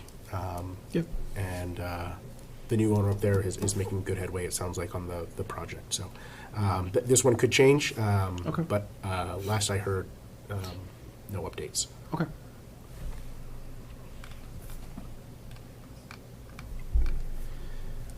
Okay, Article 25, DPW. Yep. So, as with the project that was approved in 2023, a portion of the project will be offset by tax levy supported funds. Yep. Which will offset the tax impact by the, felt by the debt exclusion portion of the project. I think last I looked, if we did a roughly 50-50 split, 50% of the debt service covered by the tax levy, 50% covered by the by debt exclusion, the tax impact was in the range of $200 for the average tax, or the average assessed home, or the average value assessed home. That said, that would bring our capital expenditure contribution that we make annually down to about $500,000. Again, I think that was all part of the plan, but just out of transparency, that that line item would obviously be reduced. So I think it was roughly a $2.5 million annual debt service, 1.2 out of the capital expenditure line item where it sits right now, and 1.2 to be financed annually by excluded debt.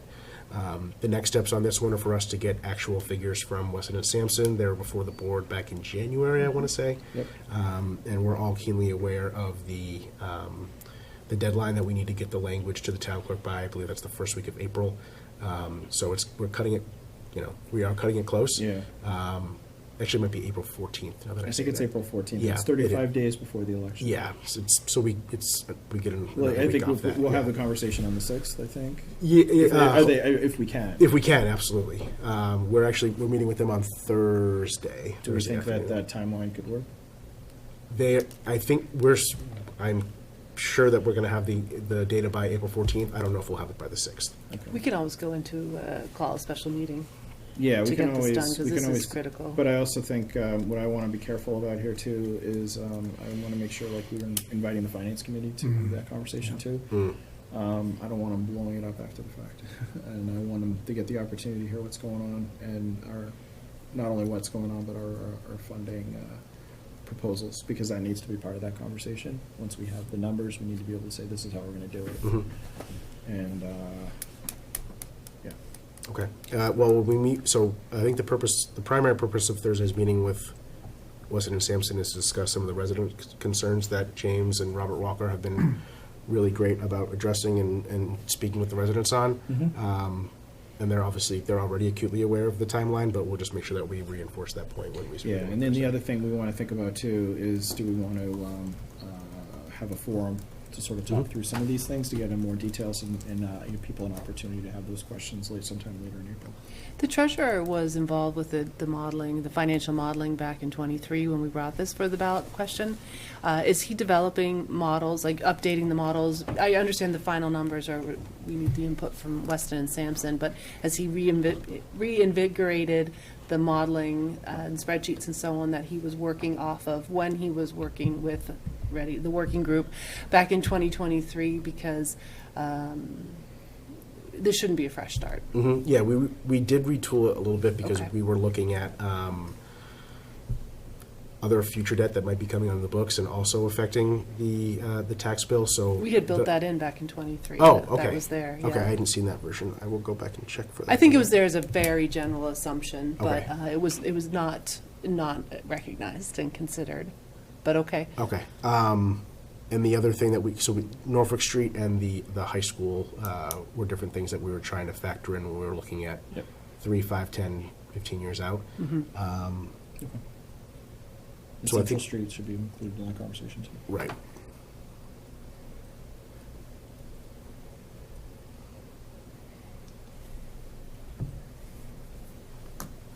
So I'll make sure that when we meet, once we have the hard figures, that will be Yep. presented as well. Yeah, the models are up and they're warm and running. Mm-hmm. Okay. Yeah.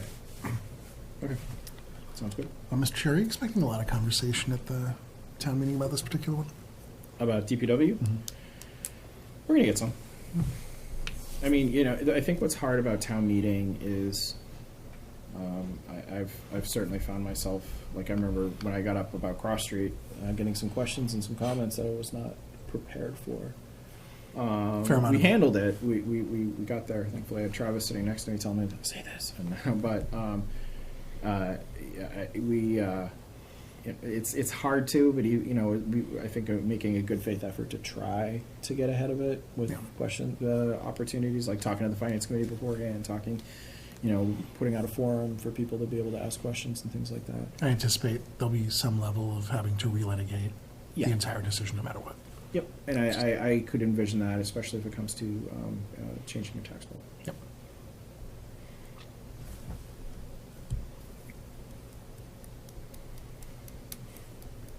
I could be wrong, but I'd rather plan for conversations than not.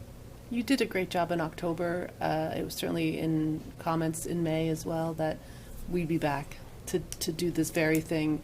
It was a part of every public forum that we had on site selection, that we would handle it in exactly this way. I anticipate nothing more than full support of the finance committee. They've been along the.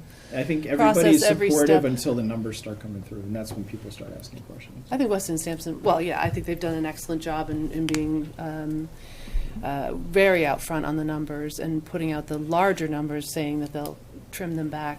So I'm maybe a little more optimistic. It is what it is, but I'm probably a little more optimistic than that. I would rather be wrong that there are people who don't have questions, but I would rather also be ahead of them if there are questions. Fair enough. Yeah. I don't want to get them at town meeting and not be caught flat-footed. Agree. Article 20, sorry. No, go ahead. We got on DPW. Article 27 is high school construction project. See if the town, is that MSBA approved language? Yeah. Left it very broad for us to just sort of do whatever we want. All right, okay. That's great. So this is obviously one that still has to be drafted, and Yep. before it even hits the warrant, it'll be approved by the MSBA. A few different moving pieces on this one, again, as we try to nail down how this is all going to fit with Yep. available capital funds.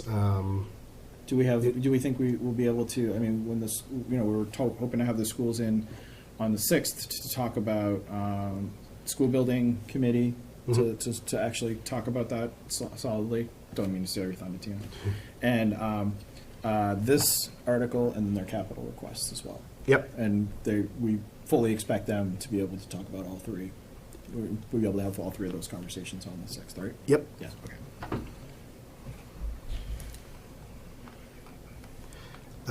The sewer district creation and easement acceptance, this is formerly two articles. Town council was drafting them as one and the same. Liz Leiden at MTC is taking the lead on this. Her and I last caught up on it last week, end of last week.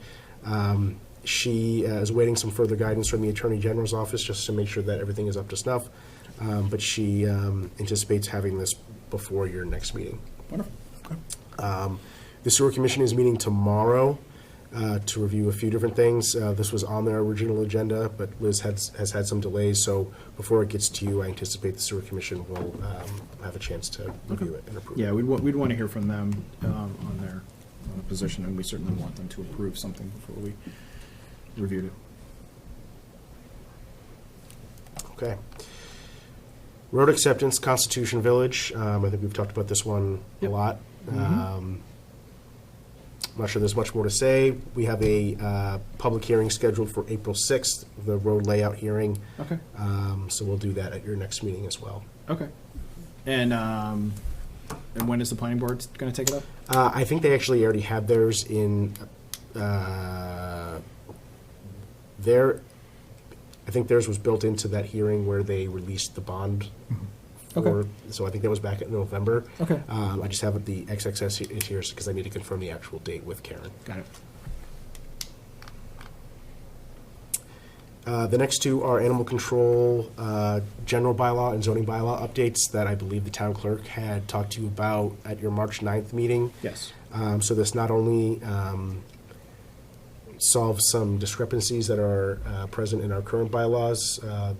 There's a discrepancy about what number of dogs actually dictates what the definition of the kennel is, but also brings us into compliance with state law as well, recently passed state law. Okay. So the first, Article 29, is the general bylaw update. That the town, so both of these I should mention have all been done in partnership between the town clerk, the town planner, and the animal control officer, Donna Walsh. Okay. So you'll see this increases the number of dogs in your house, or that you own, from 4 to 5, and that would basically, if you have, right now, if you have 3 and you get a 4th, you're considered a kennel. This would change that to 5. Got it. And then It's a lot of dogs. it is, but hey, Teach their own. Okay. And that's the only changes that the clerk had mentioned, was that just changing the bylaws to 5 Yep. and to be consistent with state law. Yes. And each other. and you'll see in the zoning bylaw, the definition is actually 6, so that's not. Again, that's why it's Yep. like one's going up, one's going down, so it's just being consistent. Got it. Okay, the last two that we have, at least as of now, are for, we already talked about Jasper Hill a little bit, but this is basically a redo of the negotiation of the easement for the property right behind Town Hall. The select board was previously authorized to negotiate those easements with the developer for the project that has since fallen through. On the advice of council, we closed that negotiation. It's an entirely separate project now. So they've advised to basically have town meeting reauthorize the select board to do this with the new owners. Both of these articles, both the access and utility easement and the stormwater easement, have been presented to the new owner's attorneys. They are fine with them, so we don't anticipate any issues with their legal representation. So, unless there's any concerns about that, or any other concerns about that, I think we should be smooth sailing on those. Okay, so the last three that we don't, oh, actually, there's four, because there's one that I haven't. Yeah, I was gonna ask about that one. Yep. So, the four that are not on here are the bylaw review committee article, Yep. Norfolk Street easements, Yep. master plan update bylaw, and the Yeah. 250th citizens petition. Yeah. So, let me start with the bottom and work my way up. Yep. Last Friday, we received a citizens petition requesting $2,500 to support celebrations for the nation's 250th birthday. After we close the warrant. After we had closed the warrant, basically the money would go towards things like concerts and different types of, again, commemorations celebrating the 250th, to be hosted by community events. The petition was Bobby Blair, by the way. Yeah. That group of citizens, I think, is seeking funding from different community groups. Just to name one off the top of my head, I think Celebrate Holliston just gave them a grant last week, $4,000 for these types of activities. The big question here is, why is it on the warrant? The warrant was closed. So in speaking with the town clerk, she felt that given that the petition was received in a way that, you know, all the signatures were certified and there was the proper amount and all of that, given that the select board can technically reopen the warrant, that the article should be included in the warrant. Well, my comments to that are, well, technically, yeah. However, there also is a process. I mean, if we, you know, I'd like a little more guidance and understanding on that, because, you know, we put forward a schedule that says this is when the warrant closes, and that's like, what does that mean? And further, you know, we have to go through it to make sure it's okay. We need to be able to meet with the petitioners, and we also need to be able to have council review articles, and we also need the finance committee to be able to review articles. So that's the reason why there's a long runway, is because there's multiple entities that have to be able to look at these things, and then these don't just happen immediately, because a lot of them have to happen in open session. There has to be notice and things like that. So I'd like more guidance from the town clerk before putting it into our warrant, because I don't think it's really clear why, you know, if we're closing the warrant and saying that the warrant is closed and we're doing this, that's the whole purpose of it, is to be able to give time for things to be vetted, understood, accomplished before closing the warrant. Otherwise, what's to stop somebody from coming in? Oh, it's their last day. Here's an article, and now no one has a chance to look at it. No one has a chance to view it. It's not reviewed by anybody, and you know, there needs to be an opportunity for those things. And so I'd like guidance from the clerk on why. I'm not saying we don't. I'm just saying it needs to be. I think we need a little more clarity and a little more formality to why we should include this after closing the warrant. That's my opinion here. So Tina, I think, wants to say something. No, but you were going to respond, so go ahead. I was going to say, but I have a potential suggestion if we wanted to meet the request without technically reopening the warrant. It would mean there's still the ask of $2,500, and I'm not sure where that. Well, and I would mean, come that's from. part of it, is that, you know, I think we'd want to meet with the petitioner anyway. So I think that needs to be something, you know, they should be coming in to talk to us, and it's sort of like, why didn't you just come to us and talk to us about it, and then we could have, you know, found a way to work with you without necessarily having a citizen's petition. So, but yes, we want him in to talk to us. We want to invite him, and we think he should. Yep. So. Two comments on this. Number one, I was approached by the petitioner November of 25. Yes. Right. Or was it 24? I was approached by the petitioner to ask, would the town consider creating a committee to prepare for the 250th? At the time, yeah, it would have been November of 24. Right, and we were going through transitioning to the Town Manager Act. We were going through the hiring of a town manager. We had just closed on the special election. It had been a very busy time for the board.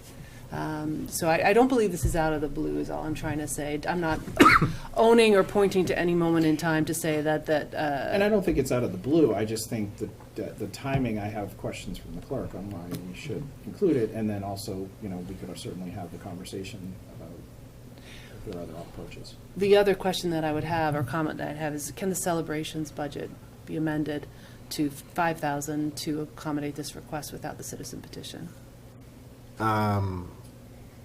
That was my suggested sort of workaround. I think we might need to just then revisit. I know it's a small amount of money, obviously, but we would just need to revisit some of those adjustments that we made. So, we could. Why don't you take a look at it and Yeah. see if it's possible? Yeah, Yeah. right. And then give us a heads up, and then we can invite the petitioner and Yep. say, like, we found a different approach here, and go from there. And I mean, I recognize that generally when citizens petitions come forward, we're sort of obligated to put it on. But at the same time, I do have some, I need a better understanding of the logistics here of how we got to this point, and especially moving forward. We need to be able to have lines of delineation, and we need to give people time to do the work that they Mhm. need to do to prepare the warrant.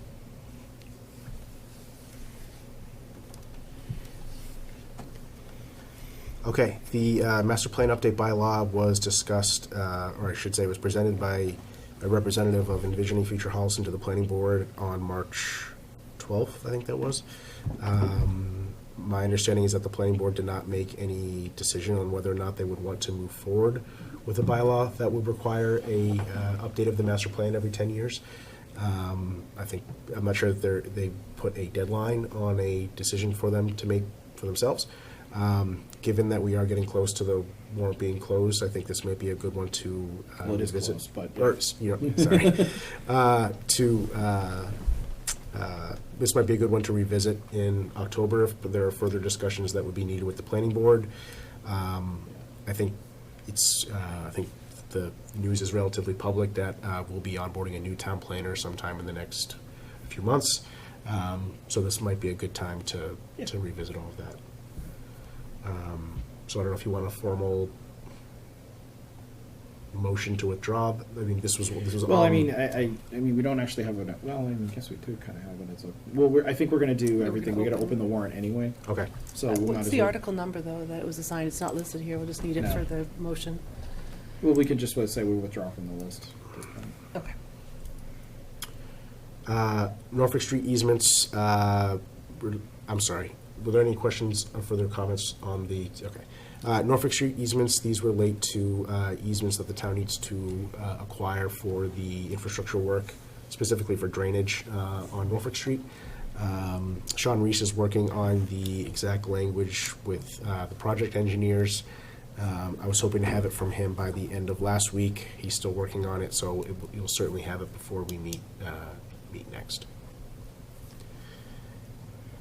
The last one on here is the bylaw review committee. I think we started discussing this probably late fall of last year.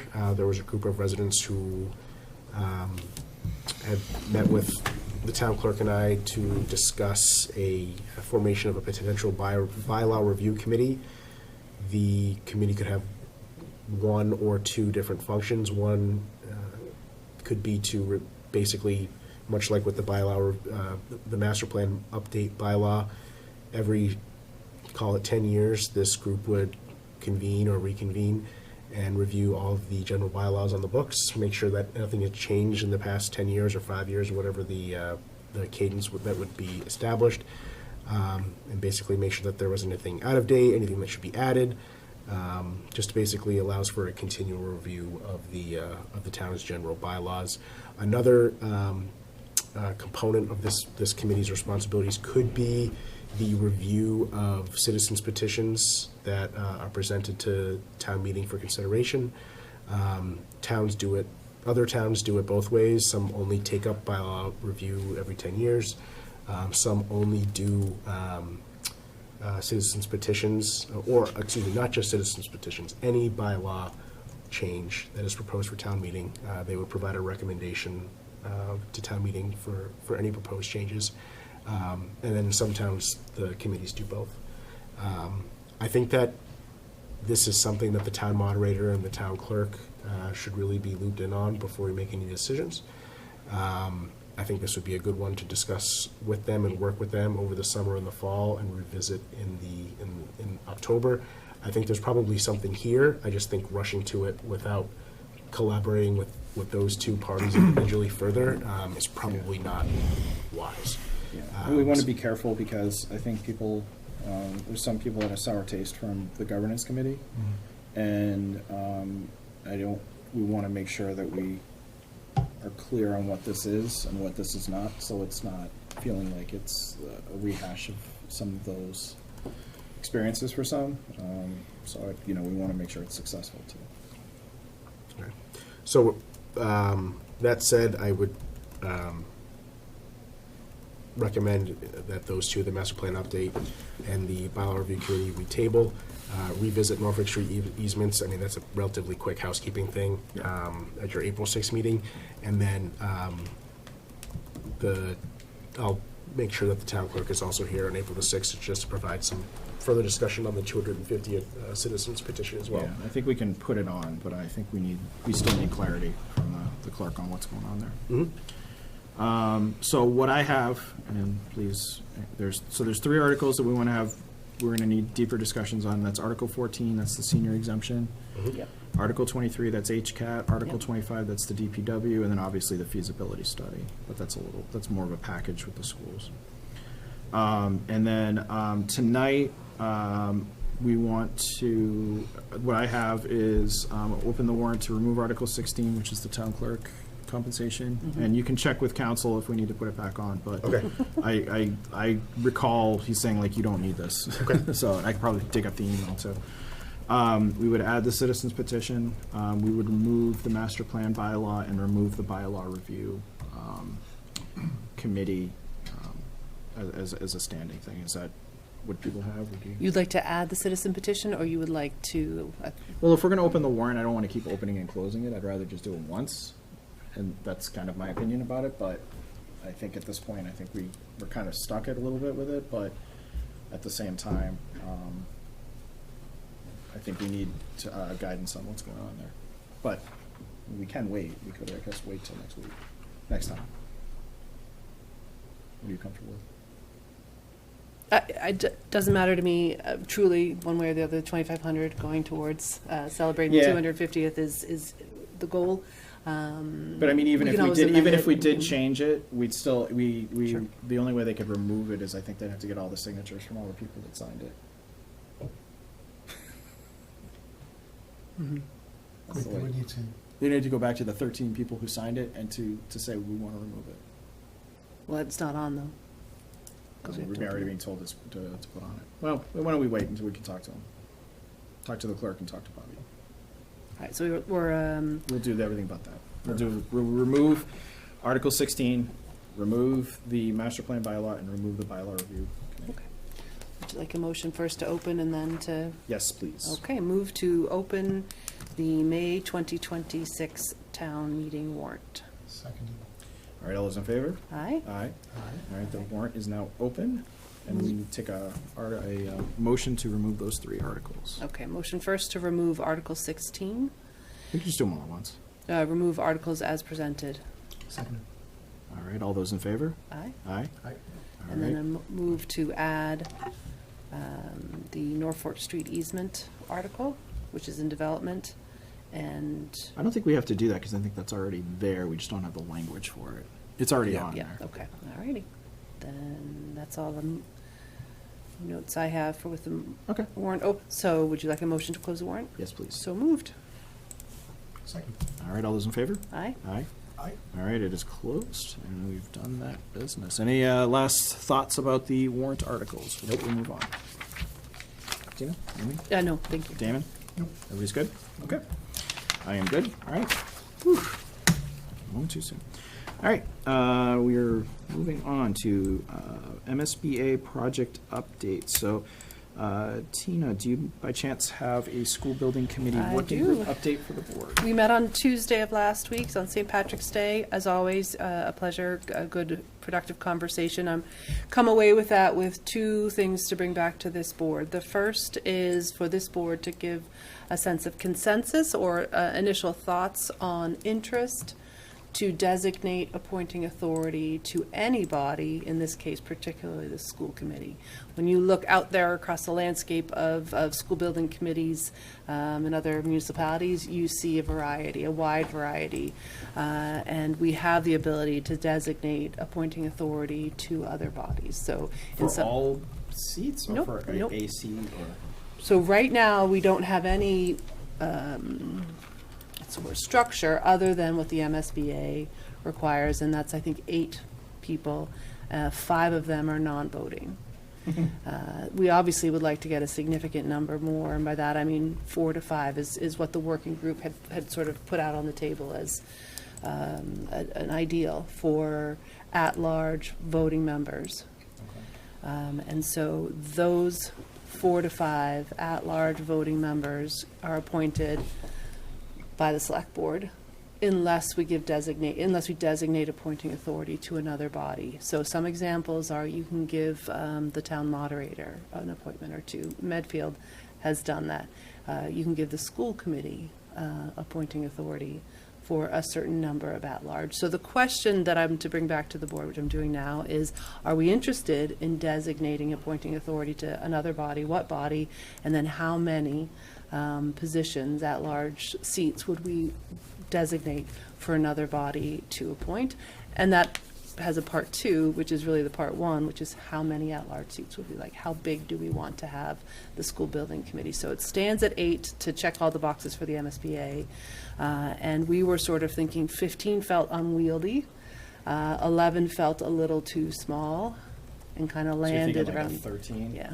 Is that 13 voting members or how No. many voting members? So like 8 So voting 13 would then be, that would be 7 voting members. members? 7 voting members and then 6 ex officio. Yes, let's say yes for that, yeah. Okay. We're obviously looking for the odd number on the voting members. Yeah, yeah. And Recognize plus that you want to that's make sure you're going to important. have a quorum. Because that was one of the hard things when we had Future Right. Holliston, we had 17 people. Getting a quorum was hard. Right. So I think the immediate feedback for the working group would be if there's an interest in designating appointing authority. A second piece would be how many at-large seats would we like to look at? And then the complement to that is, what are the descriptions or definitions for those at-large? Are we looking to define them in any way? So, for example, you can define one of those at-large seats as being somebody who's 65 or older. You can designate one of those at-large seats to be someone of a certain neighborhood, and that's much more so for school districts that have neighborhood schools. That doesn't really apply in our case, but you can define what your seats are. So just taking the temperature so I can bring it back to the working group to say this is what my board feels about it. I'm inclined to give designating authority to the school committee. I think that is a good practice. But I am not set at all. I don't have opinions on the number. I think the board should choose carefully, and I'm not looking for a vote tonight on that, but I think it's worth serious consideration. My instinct is actually to keep it differently. I would say give nominating authority, and then the select board chooses. Okay. That's my preferred stance, just to make it simple. Okay. Also avoids, a couple of problems down the road. Number-wise, I'm trying to be sensitive to what Ben said. I've had a hard time getting large groups of people together, especially in a dedicated sense. I'm happy to defer to your initial idea there. I actually think smaller is better, but Okay. I agree that 15 is too large. I'll say that much. So. Okay. Well, the good thing is there will be 7 voting members, so you only Right. have 4 actually the quorum, Which even is if all the ex Very, officios. very doable. So Okay. Which is much more doable. 2 pizza teams. I think Damon's idea is an interesting one. I am okay with allowing for other bodies to have some appointing authority, a seat or 2, because I think one of the things that I think can be hard here, we want to make sure that we get the community buy-in, the community input, and we want to make sure that we have people seated from various spaces, because a project of this size impacts the entire community. So, you know, your ideas about, you know, somebody of a certain age or somebody from a certain group or something like that could be a thoughtful way to include, to make sure that we're including people. So I would be okay if there were, you know, if we said, you know, it sounds like, you know, there was 3 or 4, do I have that right? 3 or 4 that sort of like are must-haves in the committee, and then there would be like, we're talking about like an at-large would probably be like in the neighborhood of like 3. Am I kind of in the right ballpark here? I'm gonna say yes for the purpose of the conversation. So it'd be like 4 that are like, you know, mandated by statute, and then 3 that would be something more of an at-large, something Let like me that. pull it up, Ben. Okay. Okay, so I think to your point a moment ago about broad support throughout the community, Yeah. we could accomplish that solely as this board through the definitions, which we would have put in the charge that one at-large member will have these characteristics. One at-large member will have these characteristics. You don't get that you don't get that through designating appointing authority. You get that through You could the with the character. charge, if you made the charge correctly, like the schools, like we could say hypothetically, the schools can appoint one person, then that person needs to be a parent of a school-age child. Sure. I mean, I don't know. You just don't have to designate that appointment to the school committee to Right, get that. You right. can just get that by saying the characteristic of that at-large seat Sure, is. but at the same time, but I'm okay with, you know, if we're talking about 3 members, maybe having a member that could be designated by another. Well, that's fun. Another body. You know, I'd be, you know, I'm interested to see like what sort of is presented, but we're just talking hypotheticals here. So, in my opinion, you know, a member in that capacity, I think is a reasonable one to have an at-large from. Okay, and Frank, if you could just make note of this, that we check with Jay on, do we designate who has voting authority as well, who is a voting member? So, for example, is the school principal always or never a voting member? Yeah. Is that something this board defines? It's not entirely clear when you look at the MSBA form that we then submit for their acceptance. They're asking us to clarify if they're a voting member, but if you could ask Jay, our town council, to just clarify that. Yeah, I will, I'll also check, do we have well, I can check, because I thought we had a bylaw that would prohibit, I could be mixing my A towns finance here. committee member from serving on. That's one. I thought we also had one that would prohibit town employees from serving as voting members. Okay, But I could be wrong on that. that so would I'll be double good check. information to have Yeah. cleared. I should know that. And to be clear as well, the school building committee is, the MSBA is looking for the school building committee to include a school committee member. Sure. So Sure. they will have I get it. representation in that way. Okay. Absolutely. All right. And then, so if you would think about definitions, characteristics for the at-large positions, if you may have no preference, if you have any thoughts or preferences to sort of form those and send them through Frank, so Sure. that I can bring them back to the working When are you group. meeting again? We haven't set it up. I think they are going to talk either last Thursday or this Thursday, whenever they were next meeting. Okay. I have to follow up on that, but then that was the first item that I'm bringing back to the board. The second item is we did discuss a memorandum of understanding. So Jay Tallerman, Town Council, provided a very simple draft of a charge for school building committee. It actually says everything you need it to say in all of 3 sentences. So simplicity in that case is beautiful, but it doesn't get into the weeds on, here's an example. The school building committee would report back to the select board. It is a committee created by the select board, and so they would report back to the select board. We could tell them to, ask them to do other things, but they're not going to report to any other body because there's no other body, created, and it's our committee. We could, in a memorandum of understanding, explain the intent would be that they periodically report to the school committee, for example. Understood. So the memorandum of understanding could be a collection of kind of housekeeping items that we commonly agree set up a good practice, a good relationship, as opposed to codifying it within the charge where it becomes prescriptive and has a higher level of significance. So we're going to work through a memorandum of understanding. I think this board is, unless I'm misspeaking here, I think this board is interested in that, and I was waiting to hear back from the school committee whether they were interested in a memorandum. Yeah, I think it's good to define expectations Right. up front, and so that way people know, and that's not a, there's not a lot of confusion there, and we can make sure we don't want to over prescribe, but we want to make sure that there's reasonable guardrails and things like that, and who communicates what, how do we, obligations and things like that, and expectations from our boards. Okay. Okay. So I So think that's that what's- was the work of that meeting. Again, it was productive and great people to work with, and I appreciate the ability to serve, represent the board on the working group. It's time well spent.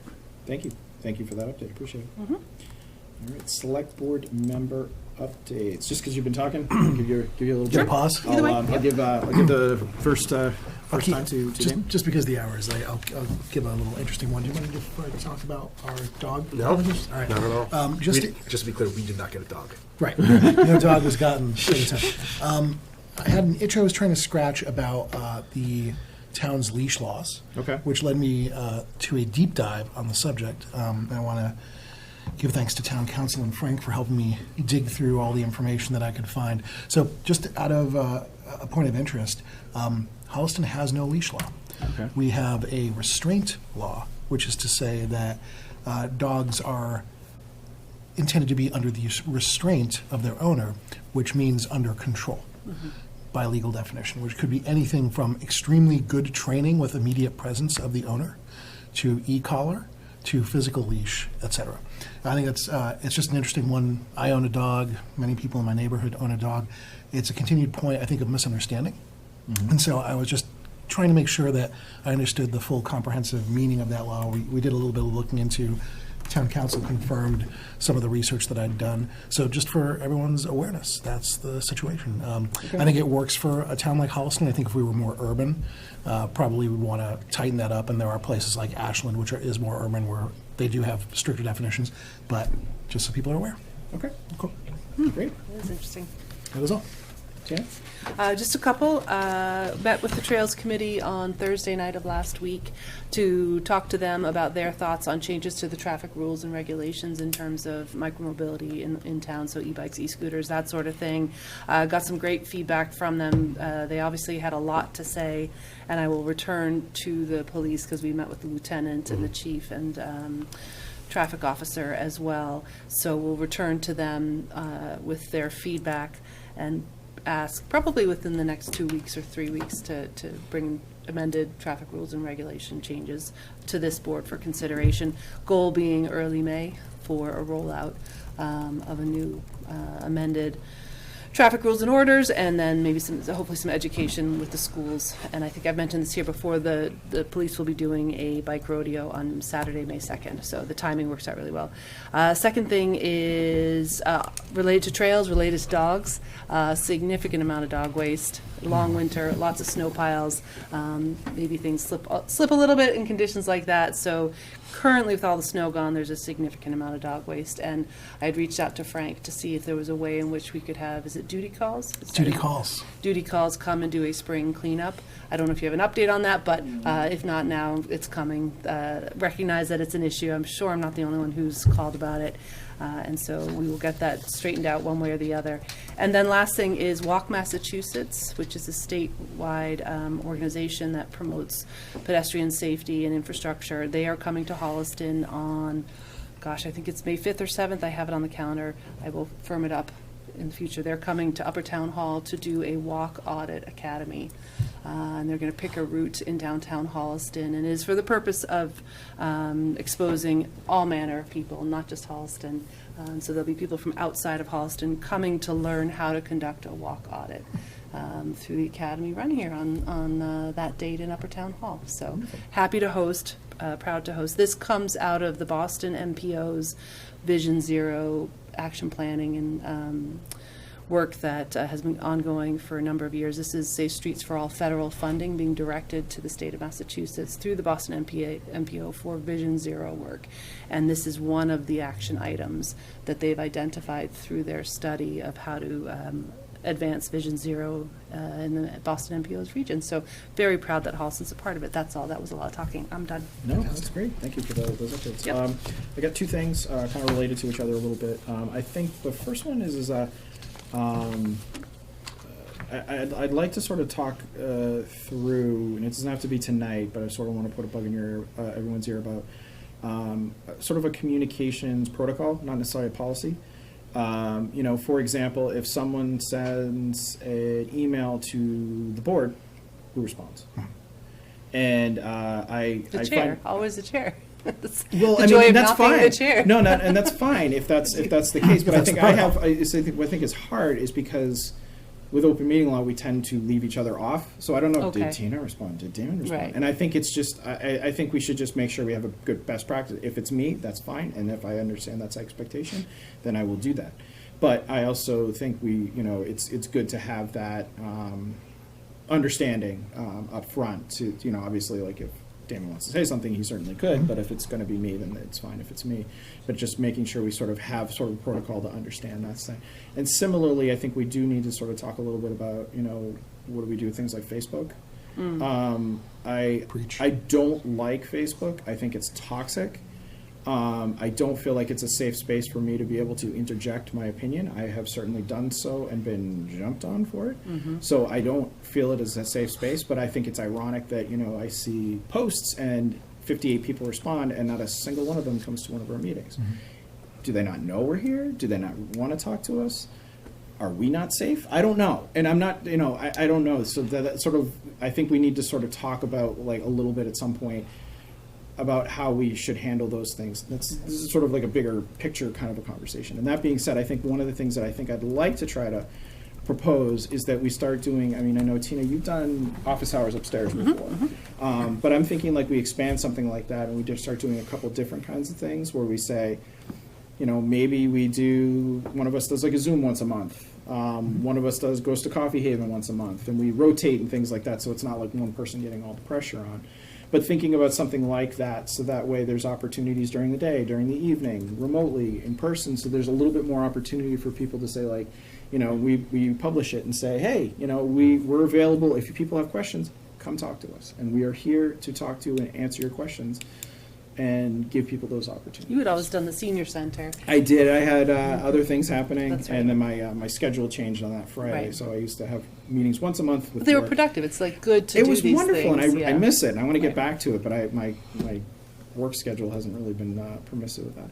So anyway, I'd like to sort of throw that out there. We don't need an answer tonight, but I think let's think about it, and then at some point in the near future, let's talk through like sort of a little bit more though with protocols about answering those kinds of things and sort of come up with sort of a system here. Because I think I get frustrated when I see some of those posts, not because, they're productive conversations, but it is public square. And when you look at the survey and you see from that Envisioning Future Holliston did, and one of the questions that was asked is, how do you get your news? Holliston Happy was number one. And like it or not, a lot of people get information from that space.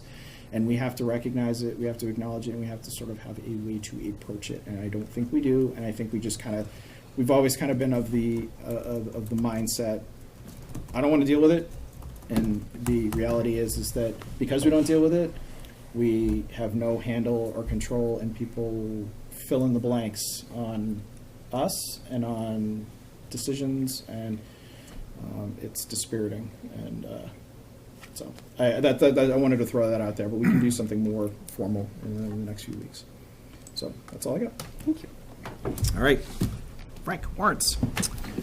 We have had 3 warrants since you last met, including one for today, March 9th, $2,750,927.91. March 16th, $956,127.79. And then today, March 23rd, $3,615,912.64. And we've also accepted 2 donations at the center, one from the Timothy Daniels Houses for $199.97 for refreshments at the bocce tournament, and from Elaine Nelson for $100 for the SAFE program. Wonderful. Thank you. I'll just go right into updates. Sounds great. All right, so I first want to acknowledge the passing of retired Holliston Police Officer John Scanlon, a 36-year veteran of the Holliston Police Department. Officer Scanlon is credited with saving multiple lives during his over 3 decades of service to the town. Our thoughts and prayers are with his friends and family. Tomorrow evening at 7 p.m., the Zoning Board of Appeals will continue its review of the proposed 40B project at 194 Lowland Street. That meeting will be held remotely. Zoom details can be found on the meeting agenda. The Finance Committee will also be meeting remotely tomorrow evening to continue its review of departmental budget proposals. Police, fire, ambulance, DPW, and conservation departments will be presenting. At the Finance Committee's following meeting on March 31st, the committee will hear budget presentations from the school department as well as Keefe Tech. Excited to announce a save the date, so to speak, for May 2nd for Holliston's first annual Holliston History Day. Myself, Joanne Hulbert, Robert Wideneck, and others have been working on this first iteration of a yearly event designed to give residents and visitors an opportunity to learn more about Holliston's history while also highlighting the many great small businesses in and around our downtown area and nearby the rail trail. This year's theme will focus on the history of the railway in Holliston and the development of the rail trail as we know it today. We'll also be promoting awareness about the upcoming May 11th town meeting and ways residents can get involved in local government. If you are a local business interested in taking part in the day's activities, please contact the town manager's office and I'll be happy to connect. Frank, how can the board support you in that? Or if you think, would Yeah. you think about that and then bring it back to the board either by email or at our Sure. April 6th meeting, how we can support either in presence the day of or in advance of? Just let us know how we can support you. Great, will do. Speaking of save the dates, our annual Household Hazardous Waste Day will take place on July 11th. I know there's a lot of interest in that one, so I figured announce it early. We will be beginning at Calendar goes. 8 a.m. At the Woodland Street School campus as per usual. Finally, a reminder that there are 9 elected boards, each with at least 1 seat up for this election cycle, and nomination papers are now available in the town clerk's office. Holliston enjoys a rich tradition of volunteerism, and if you're interested in being a part of it, please contact the town clerk's office. Nomination papers are due back on March 31st, so that deadline is coming up. And as a reminder, the town election is on May 19th. That is the town manager update for March 23rd. The select board plans to meet next on April 6th, 2026. Great. All right. Moving on to the consent agenda. Does anybody have any objections to any of the items on the consent agenda? No. None. All right, take a motion. Do we have a letter from Ann, though, or a nomination? I will read it if we do, but I don't think we do. Okay, so move to approve the consent agenda as presented on the Seconded? agenda tonight. Yep. All those in favor? Yes. Yes. Yes. All right, consent agenda is done. Other business. Tina? 3 things, real quick, that we do plan some sort of future agenda where we're revisiting those infrastructure reports, water main, sidewalk, and pavement. It might be a good after town meeting. And when we have, and when we have that happen, perhaps we also revisit the snow removal policy. Sure. We'd heard a concern from a resident, and we certainly have had a winter that has tested that policy, which was updated in between the last big snowstorm year and this one, so that would be good as well. Okay. Love it. And then, Ben, if you would consider with the level 3 message that the select board writes, I liked what the school committee did in their presentation. They addressed funding that they'd received throughout the last fiscal year.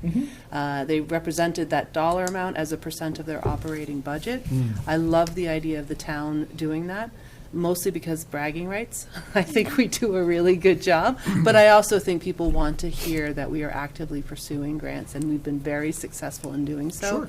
Sure. So if you're interested in including that in the budget message and then perhaps also the presentation, that's a lot to ask. Put it out there on the table for consideration. Great, yep, I can put that together. Okay, and then last one is when we have when we look at Article 14, the assessors, would we consider asking the Board of Assessors to join us in post so that they can share their deliberation on that article? Because I think that context might be really helpful. I think that goes without saying. They should Yeah, be invited and to present and to participate.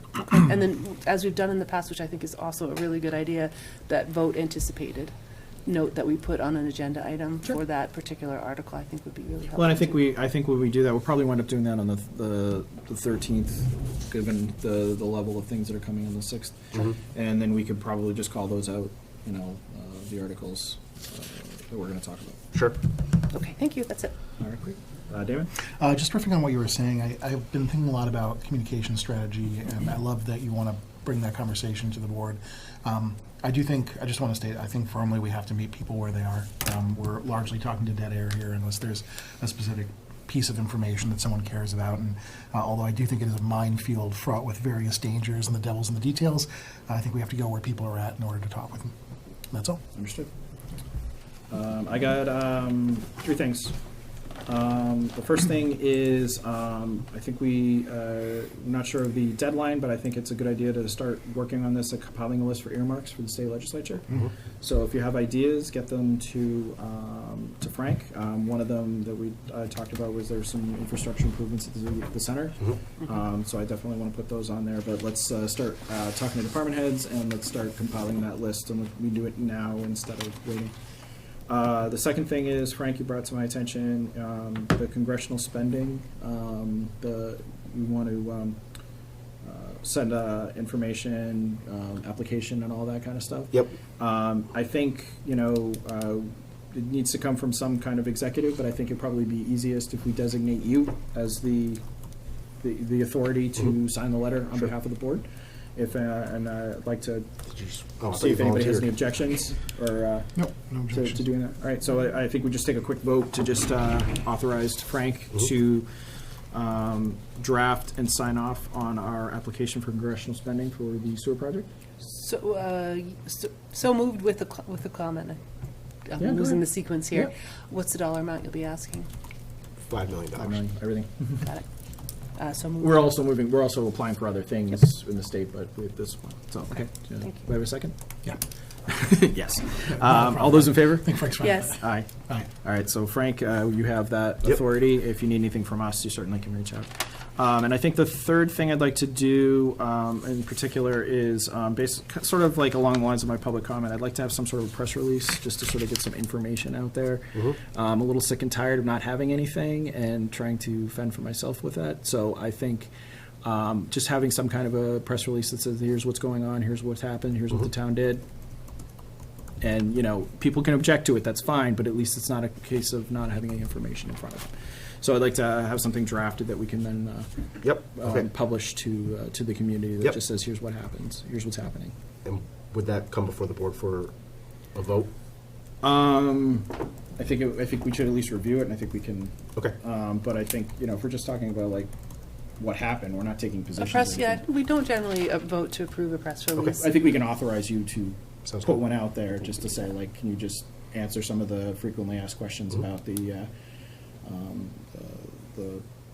legal situation with the Boston Hunting Company on behalf of the town, so we have some information that's published to the town. Sounds good. Thank you. And the last thing I had was sort of a little bit further. One thing I wanted to revisit, I should have brought it up in my liaison update, my updates as a select board, is for a long time I was putting together things about a handbook with policies, but it felt like trying to eat an elephant in one bite. So it was too cumbersome for a long time, and Kathleen, who was always helpful, but didn't have a lot of time to be able to support. I think it's something that I would like to revisit probably after town meeting. And I think the wonderful thing about things like AI is we can get a first draft pretty quickly. I mean, when I went through, I pulled like probably 10 handbooks from around the state and the MMA's suggestions, and I put it through my my AI of choice, and they came up with 50 different policies, and I'm sure there's actually a couple that weren't in there, and I'm thinking, like, how do you write all these? And it's like, but I can probably get a first draft in a few hours that we can start to run through. So I'd love to try to figure out a game plan to try to put something together, and certainly a lot of the policies would be applicable to multiple boards, not just this one. Email policies, social media policy, those kinds of things, and they can be used for onboarding. So this is a bigger term project, probably over the summer, but I think I see a path forward, and I think we can get there and have something that's a little more concrete and robust than we have currently to help guide, especially new members, because I'm sure Damon can attest to the fact that coming into this role, it takes a while to sort of get up to speed just on like what you're supposed to do, how you're supposed to do it, and it can be challenging. So giving somebody sort of a roadmap to start off with would be helpful. So that's nothing on your plate, Frank. I'm just sort of throwing it out there to in a common conversation that we can have. So Start to fix everything. fix it. Fix And all the things. Make with better. Make better. anybody have anything else for other business? No. None, thank you. All right. So I will entertain a motion to adjourn. So moved. Seconded. All right. All those in favor? Aye. Aye. All right. Thank you very much, Holliston. We will return on April 6th to talk about school feasibility and capital at that time. Thank you very much and have a great night.